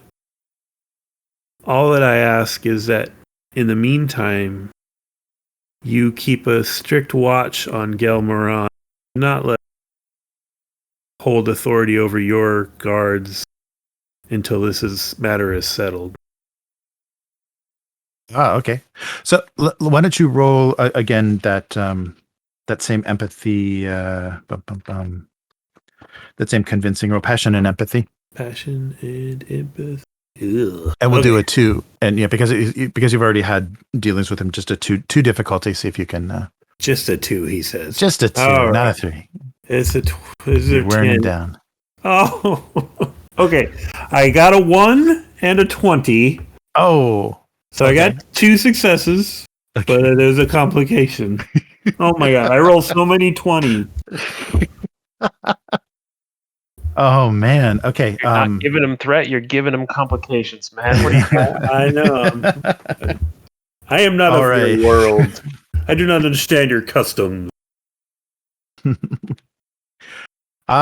So you are the Barsumian that Gell Moran tells me is the perpetrator of these crimes, that we wish to investigate. So what I will further task you, and your associates with, is seeking out